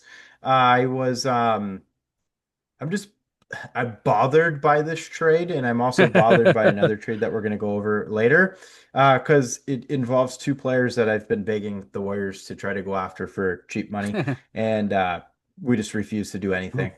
What I was really hope it? we're holding out for Giannis, but What yeah, was it? Vucevic that you wanted or Simmons? I did want him. Uh, The last couple off seasons, he's been somewhat available. And I think 2 years ago it was like him and Lowry Markkinen were talking points, hmm. and we didn't get either of them. Yeah. Vujacic I liked because he kind of, he's a good shooter, and he's also a good passer. He can Hmm. average several assists a game. He's tall, he can board, but also, he's very consistent, putting up 16 plus points a game. Uh, um, yeah, I really like him, and Yeah. he's a big, so something That's the what you Warriors guys don't need. have, Yeah. and they don't have a lot of consistency. So Yeah. yeah, upset by this trade, as Okay. another one we're going to talk about here in a minute. Yeah. All right. Next, we have Detroit, Chicago, Minnesota doing a trade. Detroit getting Kevin Huter, Dario. I have Sar in here, but I don't think it's Saric, and a 2026 first round swap with Minnesota. Chicago's getting Mike Conley Jr. and Jaden Ivey, and Minnesota pretty much getting nothing other than that first round swap. What I see from this trade in rumors, what I have, Minnesota's Giannis favorite right now. And I think they're making that cap space for Giannis by getting rid of quite a few players for absolutely nothing. Yeah, I can see that. Makes a lot of sense. Yeah, this trade is just kind of mixing pieces around randomly and in clearing space, like you said, with Minnesota. I despise that as well. Don't like it, because I want to continue to be a front runner for them. But percentages have kind of swapped, and I think Hmm. the leading percentage is he stays put in Milwaukee right now. But Yeah. um, like you said, there's still a couple days to go. Hmm. Uh, but yeah, I think you nailed it. That's exactly what they're looking to do. Yeah. Yeah. But after that, I think Detroit's just middle of the pack. This could help them quite a bit with the first rounder. Like I say, Chicago getting two more point guards with Conley Jr., who Man, I still can't believe that guy's still in the league. That guy's a journeyman, just continuing playing. And Jaden Ivey, I Hmm. think, is a good pickup as well. I think a great young star for them. So good for Chicago. Yeah. What they're trying to do with all these point guards, I don't know. But we'll see what the plan is. A lot of it could be trade assets for a trade tomorrow or tonight. Hmm. Yeah. Yeah. Small ball. They're just collecting point guards right now. Yeah. Could be Yeah. good. But yeah, Jaden Ivey, he's a good young talent. And again, matches well with what the Bulls are doing. Yeah. Yeah, and then one of the last big trades, Jazz and the Memphis Grizzlies. Jazz are getting Jaren Jackson Jr., Jock Landale, John Concher, and Vince Williams Jr. Memphis getting Walter Clayton Jr., Kyle Anderson, Taylor Hendricks, George Niang, probably botched that last name, and then three future first round picks. Um, Jazz are making a run. They're gonna have a tough front court because they got a lot of big guys there with Jaren Jackson. But that's the big name I think out of this trade. Jaren Jackson Jr. getting traded. Another another fucking player I wanted. Is it's just excuse my French, but this is the stuff that just pisses me off with we're wasting Steph Curry's time. I'm sorry making it about the Warriors, but it's outrageous. Jaren Jackson Jr. Memphis is of course looking to deal players. I think John Morant's supposedly up for grabs, you know. Hmm. And it's just utterly ridiculous that, again, another very talented big going somewhere else. And like you said, Utah's going to try to make I guess, try to build or make a future run. They're 16 and 35 right now. They're not that far out of possibly getting in. There's a lot more, basketball to be Hmm. played. This is a great step towards that.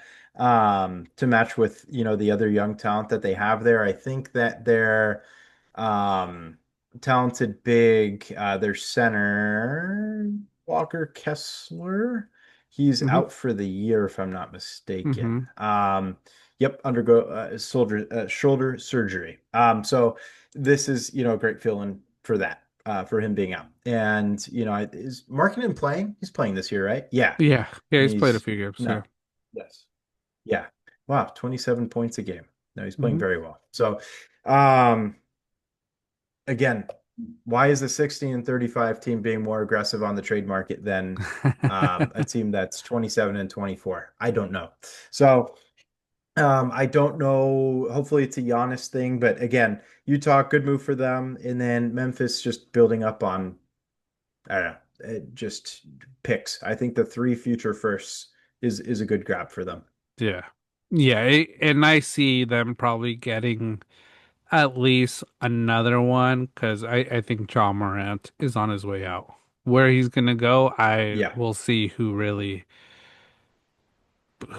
makes the move for him. But I see him going, but I think they're gonna need to give up a one. So they're gonna have a bunch of first round picks. The future OKC. Yeah, absolutely. Yeah, might as well collect them. Look at the benefit of doing so, like you mentioned with OKC. Makes a lot of sense. It wasn't working out with this team. The Grizz roster they kind of spent their time. I just don't see it coming back. I get what you can for John now. Yeah, yeah. So we'll sort of see. But other names, trade rumors, like I say, I think Giannis is the one that everybody's sort of looking at, seeing what he does. Anthony Davis, I think, could be another player on the move. Kuminga, I know that's a guy you've sort of okay with losing. You think See ya. you think he'll make a move? He'll make a move. Yeah, I think that he needs to be part of this Giannis trade. I'm reading an article right now, supposedly. General manager Mike Dunleavy and controlling owner Joe Lacob very motivated to get a deal done with Giannis. I think it's completely, utterly necessary, even if you have to include Draymond Green. I'm a big advocate for this. in line at the grocery store on Saturday and picked up a conversation about the Warriors with the person behind me in line. And he's a big Draymond Green fan. And I said, I'm tired of him. And I said, I understand the aspect of liking him and what he's done for the team, but his off the court antics, like the Jordan Poole incident, I think it completely decimated this team. I think he continues to be an enforcer on the court, and I've enjoyed that at times. Hmm. But the barrels run dry. I'm tired of him. I'm good with letting him go. I think there's more harm than good at this point in his career. I don't think he'll be great really anywhere, quite Yeah. frankly. I think he'll just be kind of obnoxious at this point. Yeah. Um, so yeah, I'm good to ship him off. And then I'm also good if we just throw pods in there as a free Okay. take him away kind of deal. I'm tired of pods too. When he goes on the court, the team doesn't play as good. I think Moses Moody is a much better player, but I think he too could be part of a deal. But hopefully we can keep Moody. With the Jimmy Butler injury, I think we keep him. Hmm. I don't think we deal him. Yeah. But I do think Draymond Green is worth adding in. Yeah, and like I say, Draymond, I think you guys will retire his jersey in the future, but I think what he Yep. gives to the team, he's not even a locker room guy. He's not a veteran present that's going to motivate. He's a tumor for the team, I think. So it's time to move on. Yep. And Kaminga too, a guy that I think just needs a change of scenario. So yeah, Giannis, I think it's your first go-to. I think if you guys don't get Giannis, you're going Michael Porter, right? Because I think he's going to get traded probably last day. Because I think everybody's sort of waiting for Giannis. Wherever he goes, the teams that were in the trade deadline, conversation for Giannis are going Michael Porter. Yeah, no, I agree. I think he's a great consolation. I think that is definitely a great way to go. Hmm. Is going with Michael Porter Jr. because he plays the ball that the Warriors like to play. He has a Hmm. great three. He doesn't play like as a true big. He plays from the outside a little bit more, but he brings some height to a team that needs it. Um, so yeah, I think that's exactly who we go off of after, and probably would demand a little bit less in the trade too, but hopefully we have enough to get it done. But yeah, Yeah. Kaminga, Draymond Green, Pods, I'm good with shipping out. Yeah. Buddy? You like Buddy? Buddy Hield, I think I do really like him. Yeah, absolutely. I think the camaraderie he has with Jimmy is hilarious. Those two go back and forth all the Yeah. time, and I think it's great. I think Buddy's really good for the locker room. Yeah. Uh, he hasn't been great on the court though. I think Hmm. that we've seen better times from Buddy, for example, early last year. Hmm. But he's really streaky. So I think that using him as part of a deal makes sense also, to Yeah. be quite frank. And then quite frankly, out of all of this, it frees up more time for Pat Spencer to come up. It's ridiculous that Pods is getting minutes over him. I think he's I think right now he might still be down in G League, which is outrageous because Spencer did a lot more. I'm just tired of Pods, man. He tried to That's butt what- in on a conversation with Clay, Dre, and Steph, and they laughed him off. And it's like, dude, what are you doing? Stop it. You haven't been there. You know what I mean? So I'm good with that. You're like, where's that noise coming from? Yeah, is that you or is that me? I don't think so. I'm like, where the hell's that noise coming from? I don't know what commercial. I'm like, my phone's not on, unless it's my Amazon acting up or something. Yeah, Also I don't here. think so. Yeah. It was really weird, But just but but yeah. yeah, no, it's I again, maybe he's a cool dude. Hmm. I'm good, you Yeah. know.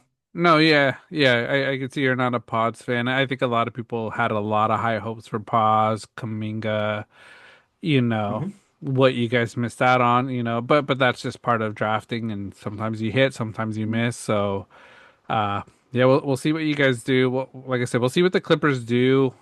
Depending on what happens with Kawhi, I think we might sell I think there's a few players that, people may want. John Collins is a decent one for us. Um, Dunn, I think, is another, great asset for a, championship team, veteran there. So I could see them possibly going as well. And hopefully we just continue getting some draft assets, clearing up cap space for the future. Because like I said, Kawhi, and like I said, I feel bad because I think we're probably wasting the last bit of Kawhi with not really building much. But if he's going to be suspended, there's not much more to build on with this team. Um, and just wait for next year, let him rest, and let's see if we could give one final push. Uh, but we'll see what the Clippers do. But not too optimistic that we're going to do Yeah. much. Yeah, no, absolutely. One thing about your team and then one thing about Warriors real quick. Again, I'll go with the Warriors really quick as more of a statement. Hearing some rumblings about reuniting with Jordan Poole. There's been some talk about getting him back, and I hope if we did something like that, it's where we can ship Draymond to Milwaukee, get Giannis, and then do a deal for Poole on the side somehow. I would love that. I think the elements to that would be phenomenal. Hmm. But if we don't get Giannis and we do go after Poole, if we could get Zion somehow included, I would be interested in that. Even with him being injury prone, sometimes a change of scenery could do a lot for a player. And I think that would be pretty cool. Just some rumblings. Don't know if there's a lot to it, but I am Okay. hearing that. And then I spoke with Evan about that on Friday, actually. Would love to have Poole back. I think he's Mhm. awesome.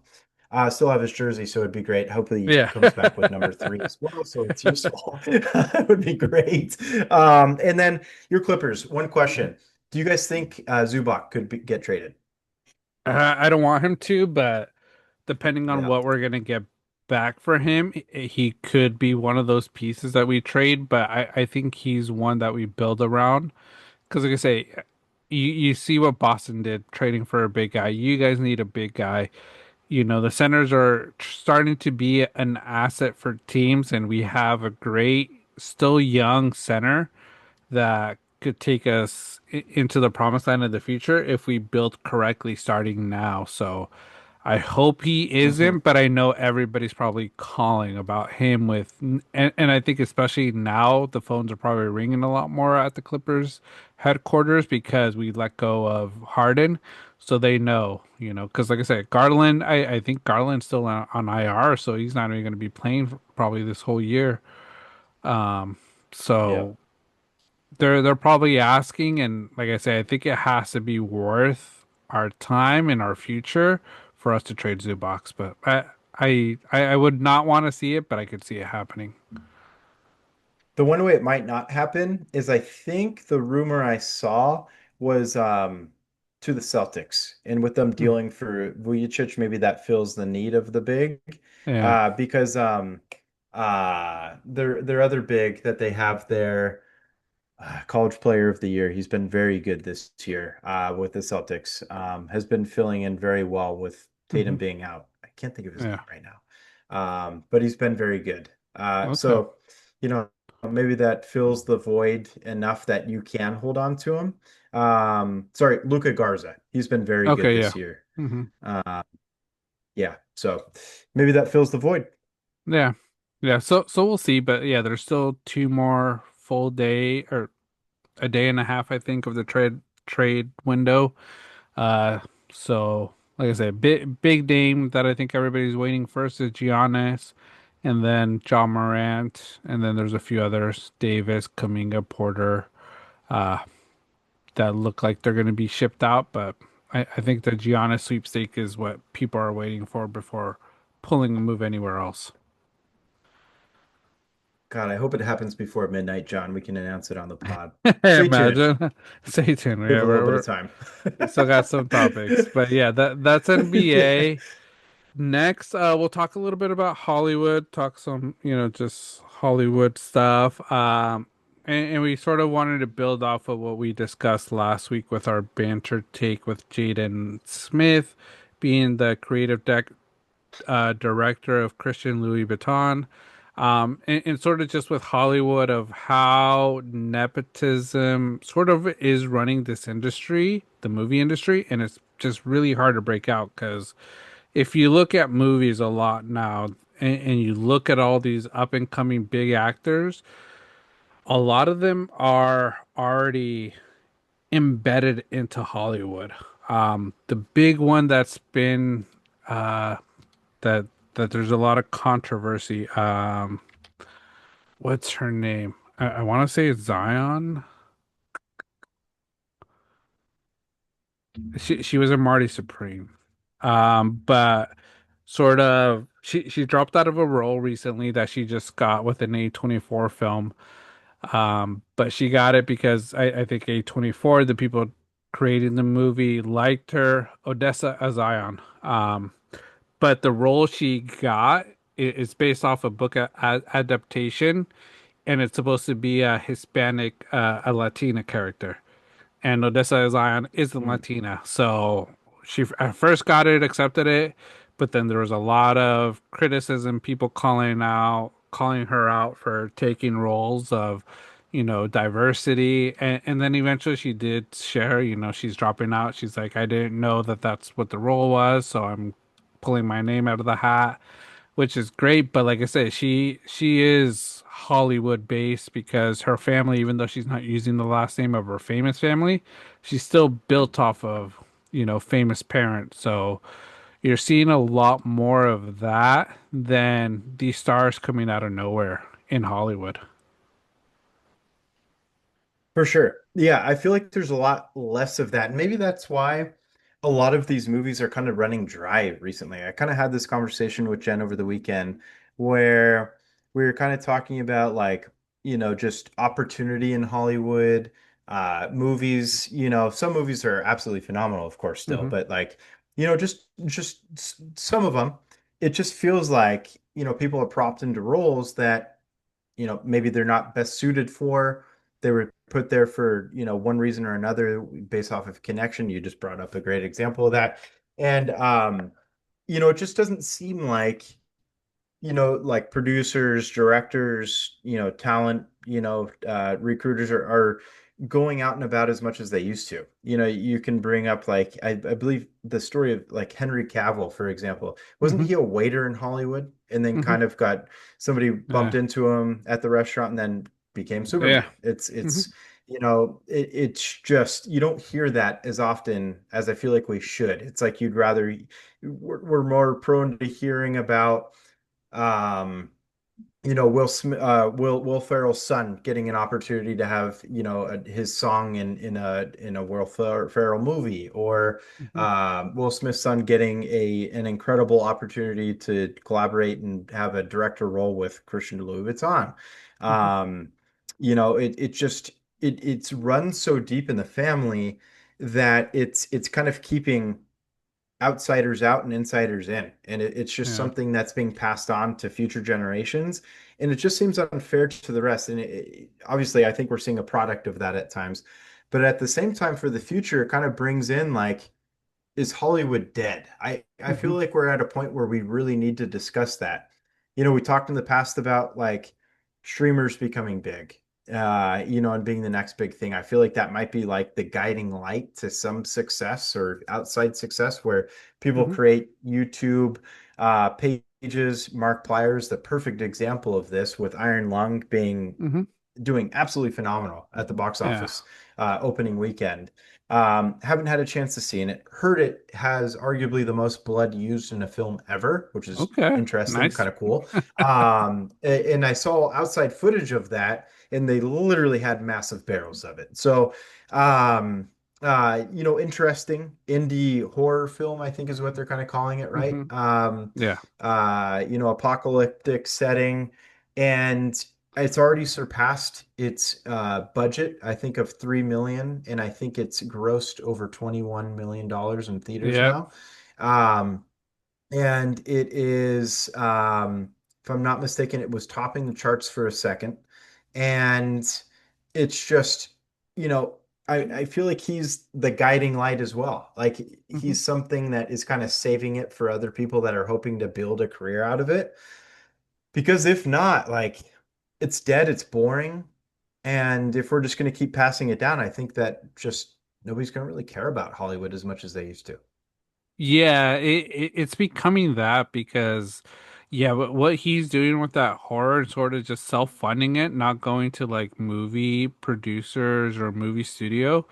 It's not something Hmm. you hear of, but I think it's what a lot of people are going to be doing coming into this industry because the movie studios, and like I say, who they hire for talent, acquisition, they're looking at names. Like I say, we've brought up her name, but Sydney Sweeney, one of the big names in Hollywood, and honestly, I've seen some of the movies she's been in. Some of the roles aren't meant for her. She's just not a great fit, and not trying to be weird or anything, but like move roles like her Euphoria one, that's big for her. That brought her name up, and they built off of her sexuality, all that, and they've brought it to those movies.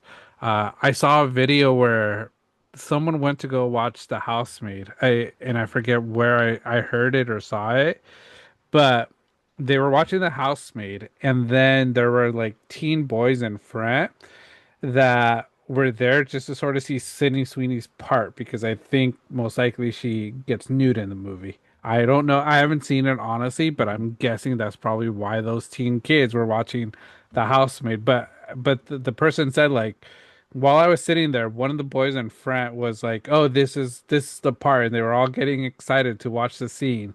And I'm just like, that's what gets you to the movies with Sydney Sweeney is you're waiting for Hmm.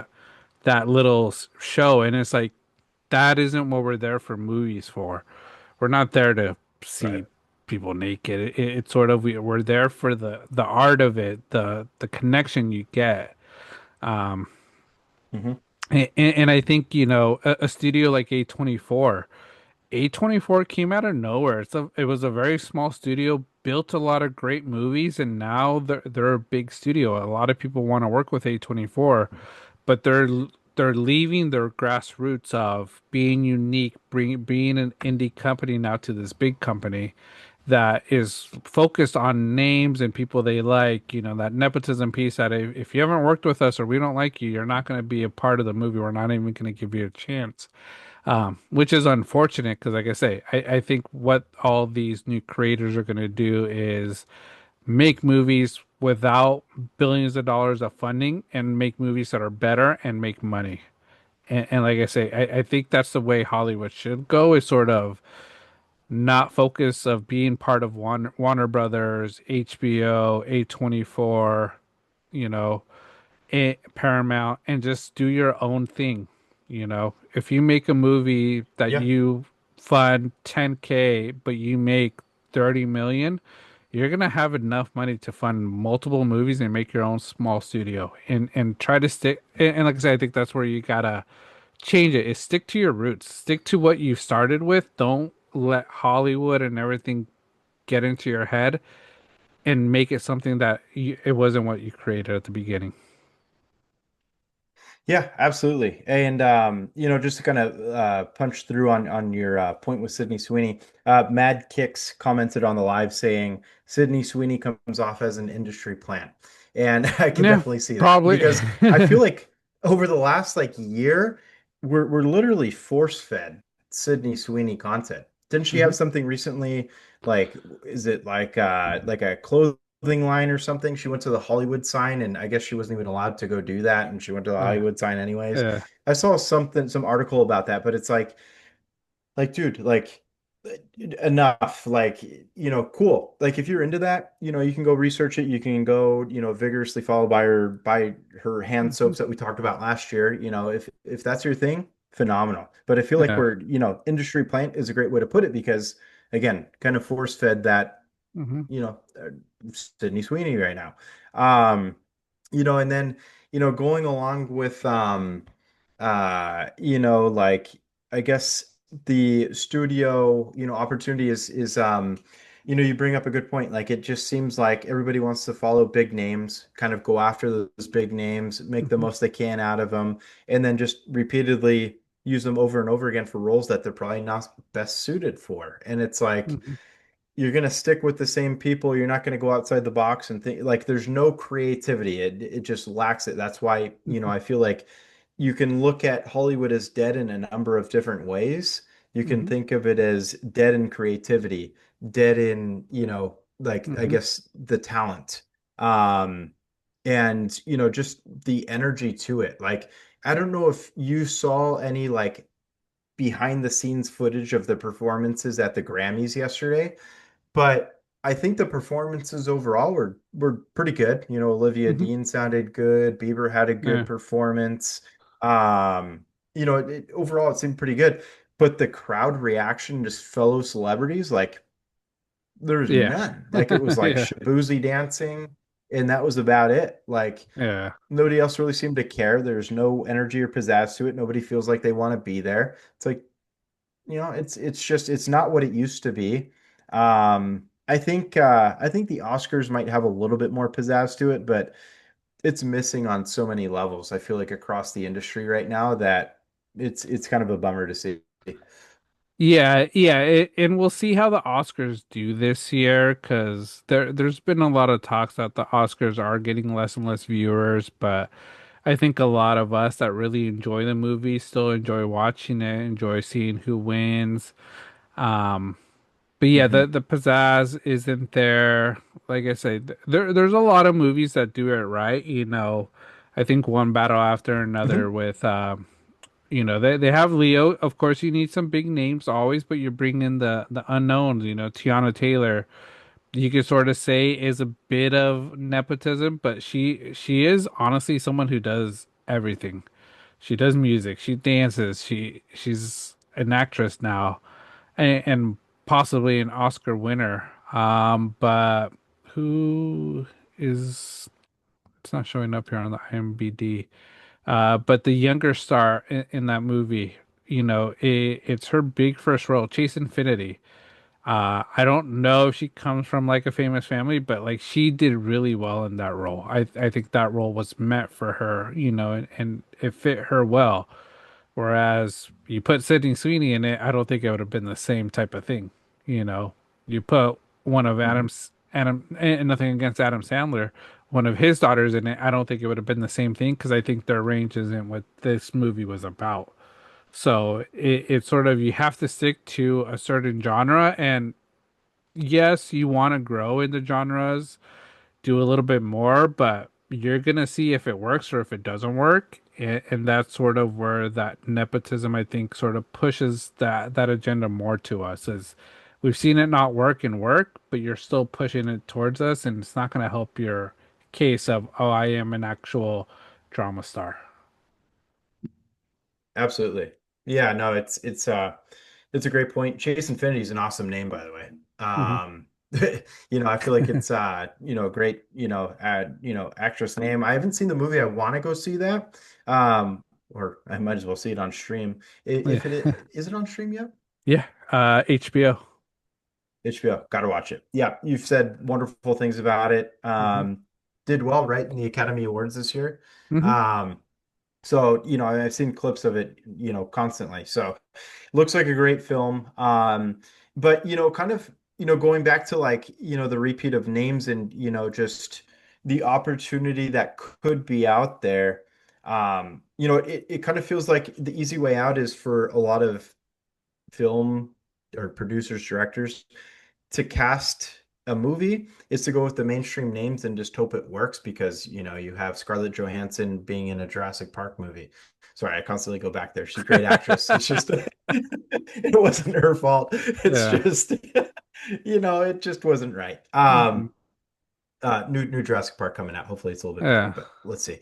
Um, but I will say is that going back to the, I don't know, the streamer way or TikTok star Hmm. possibly becoming, full-fledged, actor, actress, award winning is the ability for some of these um companies to kind of look outside the box and go towards somebody who has, done a great job on skits, for Hmm. example, on TikTok, and getting those opportunities. I think there's somebody from like I think their page name is like Average Friday or Friday Beer or something like that. And they have a podcast as well. And I think he got cast on one of the co-hosts got cast on a TV show. It's like, Hmm. no, that's a good way in. It's like an entrance. It's a way to kind of get access to it. And I'm sure that was all solely from social media. So, Yeah. um, and that just might be another way around it.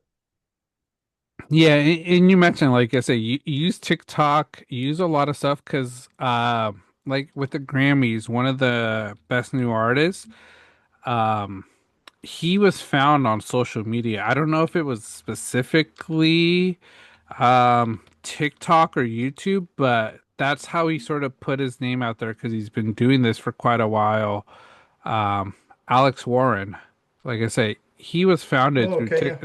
through social media, and that's how he became best new artist, and now he's a big name, you know. And it's sort of like these people are trying to get through, but because they don't have anybody related in the industry, they don't get through it, you know, or they don't have the connections. And like I say, those are the people you need to look for because they put so much into it because they're working so hard for it, you know. And it's sort of that like millennial Gen Z talk where it's like, though the older generations, we were taught to sort of work hard for our goals, do everything, not, you know, not take breaks. Whereas this new generation is sort of like, oh, ask for help, ask for a break, you know, take time off, you know, oh, you only have to work 3 days a week. Like, no, you got to work 7 days a week in some of these industries, and you can't stop, you know. I think Pharrell sort of said it best. It's like work every day, you know. He's 50, 51, I think he said, where everybody was surprised, but he's like,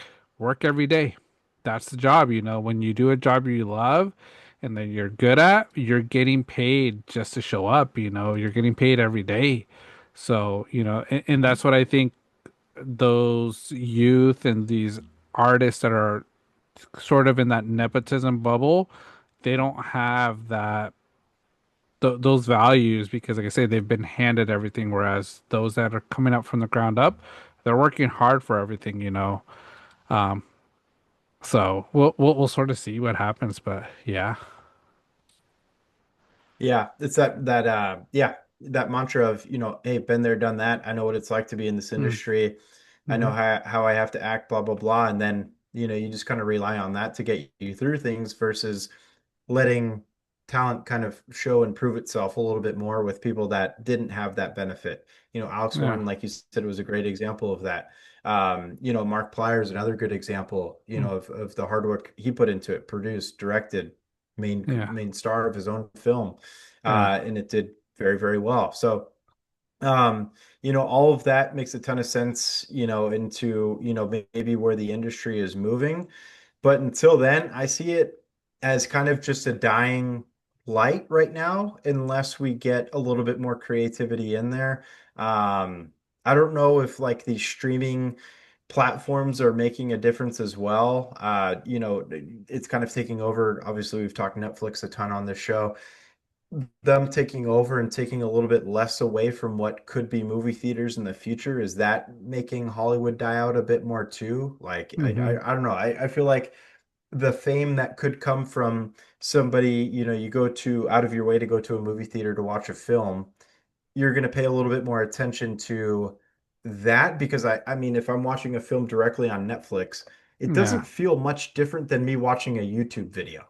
Yeah. Like I feel like the fame seems similar. It's like I can both watch them on my TV, but if I have to physically go to a theater to watch it, there's just more pop to the name, in my Hmm. opinion. Because you're out there, you have different entities marketing what you Hmm. have. It just seems a little bit more pronounced, but I don't know. Anybody really knows, but it's just I feel like it fit really well to kind of discuss this kind of the nepotism part of it because we're seeing more and more of it now, Hmm. and it's a bummer because again, like those Sesame Street boots that Jaden Smith came up with. It's like I feel like we've seen it.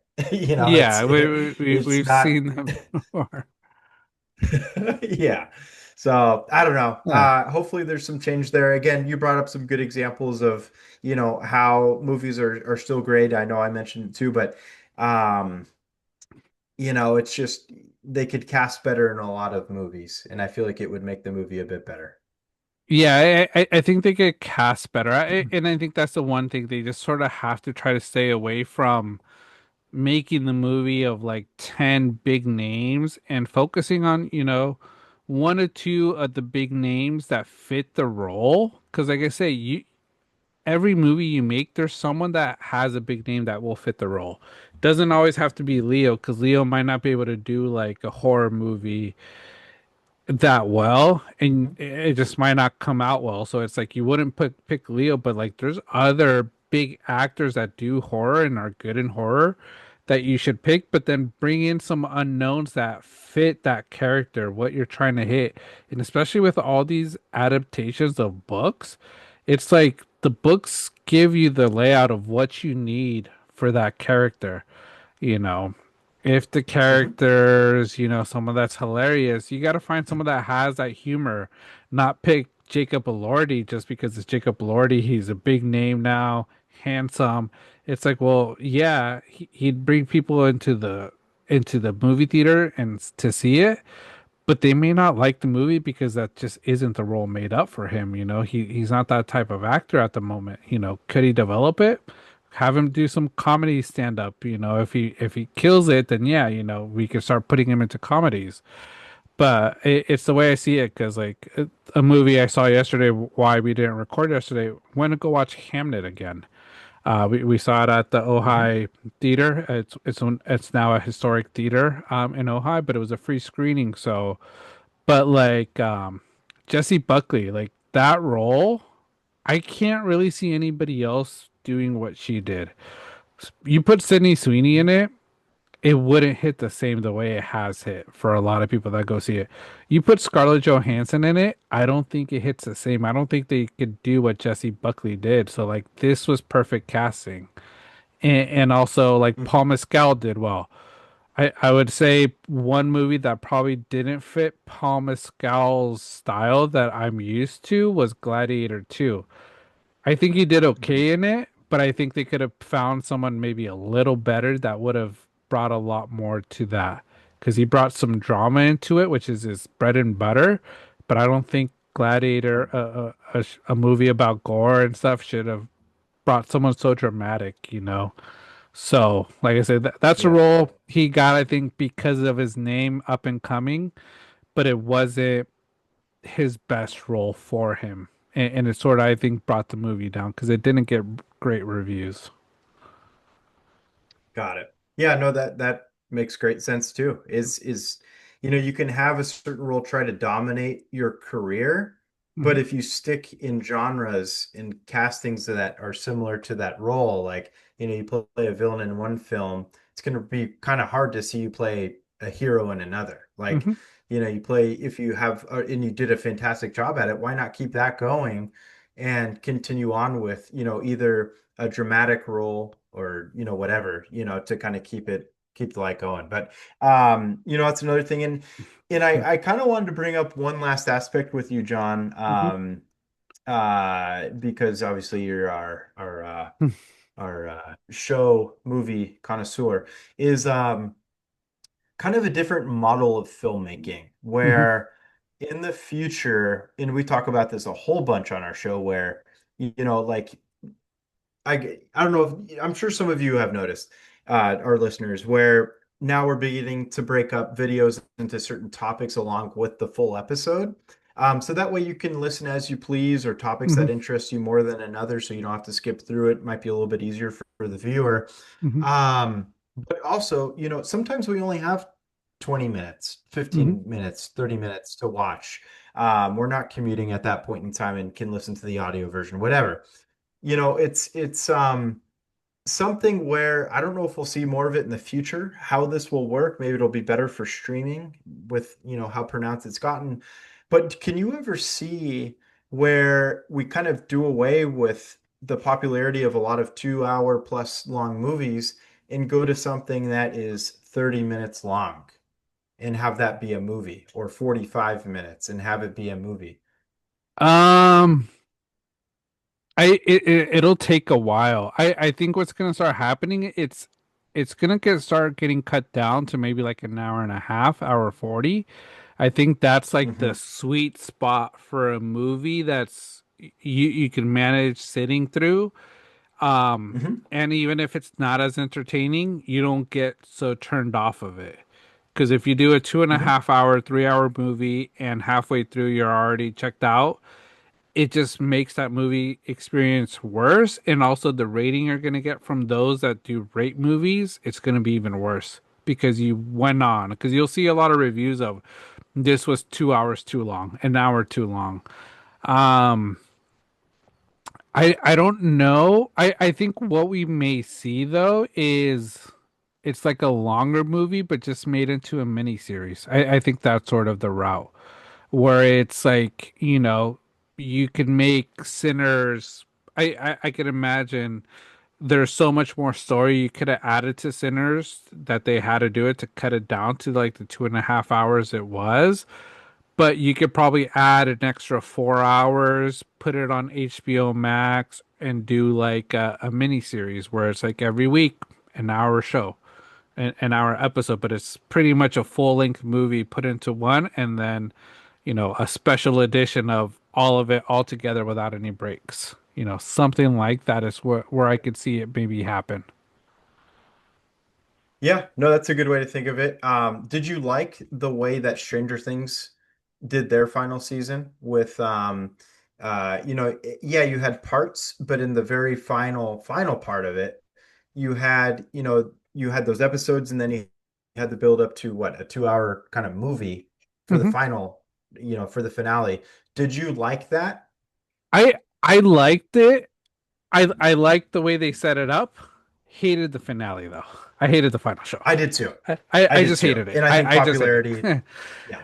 I hated it. I think there could have been so much more. And honestly, like I said, this could be a whole other topic, but seeing the behind the scenes of what Stranger Things did in the last season, they botched it horribly. They ruined that series and how it could have ended based off some of the Yeah. videos I've seen. I haven't fully seen the documentary, but I think it's something you may see from these TV shows that go a long time, that go like maybe 4 or 5 seasons, that has so much hype where the last episode could be in the theaters and, and could be very popular because like I say they were packed houses for Stranger Things, and I thought it was great because you see it with people that are fans of it, like it, are emotionally invested into it, and brings that movie theater experience to life. But like I said, but if it doesn't hit well, it's gonna be bad because like I say, the Duffer Brothers, I think they had a lot of momentum with everything they were doing with Stranger Things, but this last season sort of derailing them, and they're gonna have to build back up. And it's gonna be a tough Hmm. battle because, like I said, there's a lot of stuff out there that people are questioning about them. Same thing with like Game of Thrones, the last season. Great season. If I would have seen that last episode in theaters, I would have been pissed because I didn't like the way it ended. Uh-huh. Could have been very different, could have been a lot better. Um, but like I say, if you would have seen the battle scene from the last season when with the White Walkers, like that in theaters would have been amazing. But like I said, the final episode Got is it. different. So it's sort of like, do you? It's a hard one. I think it's a great aspect, but you gotta execute. If you don't execute, it's gonna be bad. Yeah. No, I completely agree about your sentiment with Stranger Things. And I think there's some rumors circulating about, I believe one of them got divorced, that some ghostwriter things that are going to be playing part of it, which was kind of eye-opening to myself. Because it's like they did such a phenomenal job with the whole making of Stranger Things, Hmm. for then to have it be a finale and then rumors start circulating about it. And maybe a lot of it's just based off of people not liking an ending. Hmm. And that can be very true, but 90% of it, Duffer Brothers did a very good job with Stranger Things. It was phenomenal. But I agree. And I think popular sentiment says the same thing with the ending was not what we Yeah. were expecting. Yeah. Um, but yeah. Yeah, and Different. when you wait 3 years to give us a finale, and it's that for the Yeah. final episode, and how much more it could have been, um, you question it because, like I said, if they did it in a year, I'd understand a little bit more. Like, okay, they had to rush it a little bit. I get it, but they had 3 years to build this, and even when they were Yeah. filming, not having the final episode written out, that's just sloppy in my mind. Yeah.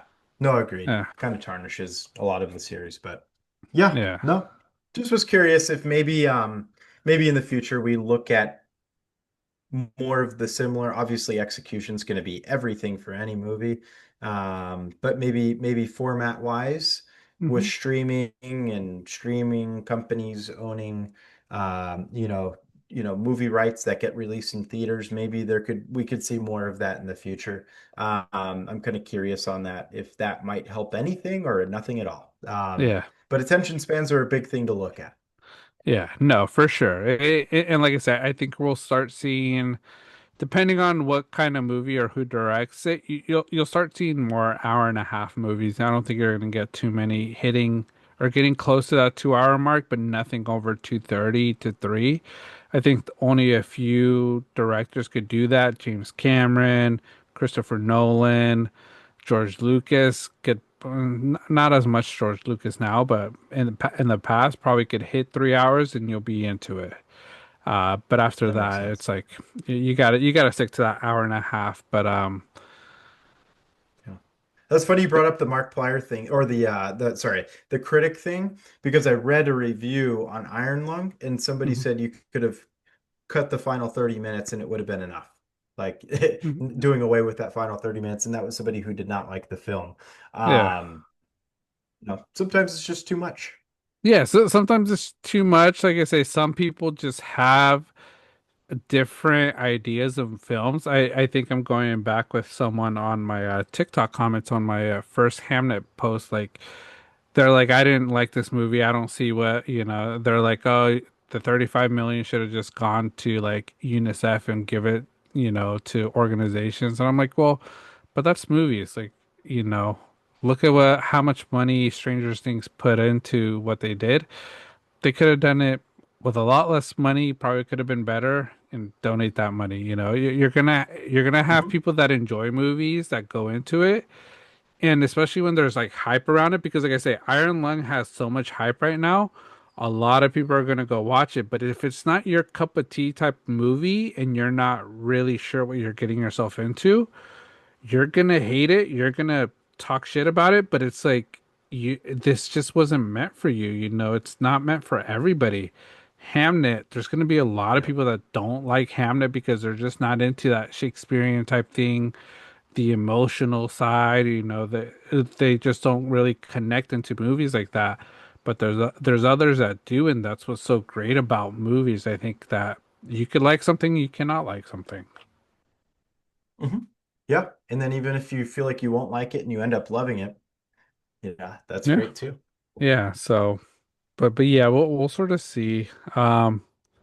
Yeah, but Iron Lung, it's one I want to watch. I think that's the route a lot of people, a lot of these art directors, producers should do, is sort of try funding your own movies because you'll have creative freedom, and I think the last thing I was going to say with this, that's why I like the studio so much because it Mm. shows the real side of Hollywood where, like I say, Seth Rogen becomes the executive, the main guy at this movie studio, and he wants to bring his own he wants to go back to the old Hollywood movies that mean something, the classic type movies. But his financiers, the people above him, want him to do a Kool-Aid movie with big stars because that's just what's bringing money. And it's sort of like it is what we're seeing now. It's like these studios, there's people at the studio saying we need to bring Sydney Sweeney in, we need to bring Leo in, we need to bring these actors that might not be for the role, but because of the name, they're bringing millions of dollars. But that's not what some of these people want to do. We want to see just great movies, great films that we used to see in the past. Absolutely. Yeah. No, and real quick too with you mentioning the studio. Rest in peace, Catherine O'Hara. I Hmm. sent some clips to you this past Yeah. weekend, John. Certainly was a shocking passing of hers, Yeah. but many great memories with her. She was phenomenal in everything she did. So Hmm. thank you for the memories, Catherine. Phenomenal Yeah. career. Yep, rest in peace. Yeah. Just wanted to mention Yeah. that. I know she was a big part of the studio. Haven't seen it, Yeah. but that makes me want to go watch it now, Yeah. even more. Yeah, yeah, and I think they were just starting to record the new season, so it's unfortunate loss Oh for man. them. Unfortunate loss Yep. for all of Hollywood because yeah, she had so many great roles and so many memories. Home Alone, I think it's one everybody grew up with and saw her as a mom, so rest in peace to Yep. her. We'll miss her. But Both yeah, but parents in that film are now passed. That's a mhm. bummer. It's sad. Yeah, But yep, tough for Macaulay Culkin because, like I say, he's coming back up too. He's making, a lot more movie debuts, love TV that. shows. So, um, Yep. but yeah, that that's today's episode. I think we'll keep it there. We're hitting our Yeah. midnight time. No new trade rumors at the moment.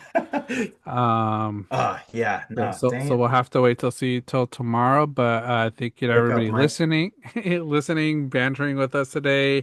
As always, the support we get from everybody week in, week out is great. And as Tim mentioned at the beginning of the episode, hit that follow, subscribe button on all our platforms that you can listen to us: YouTube, Spotify, Apple Podcasts, Amazon Music.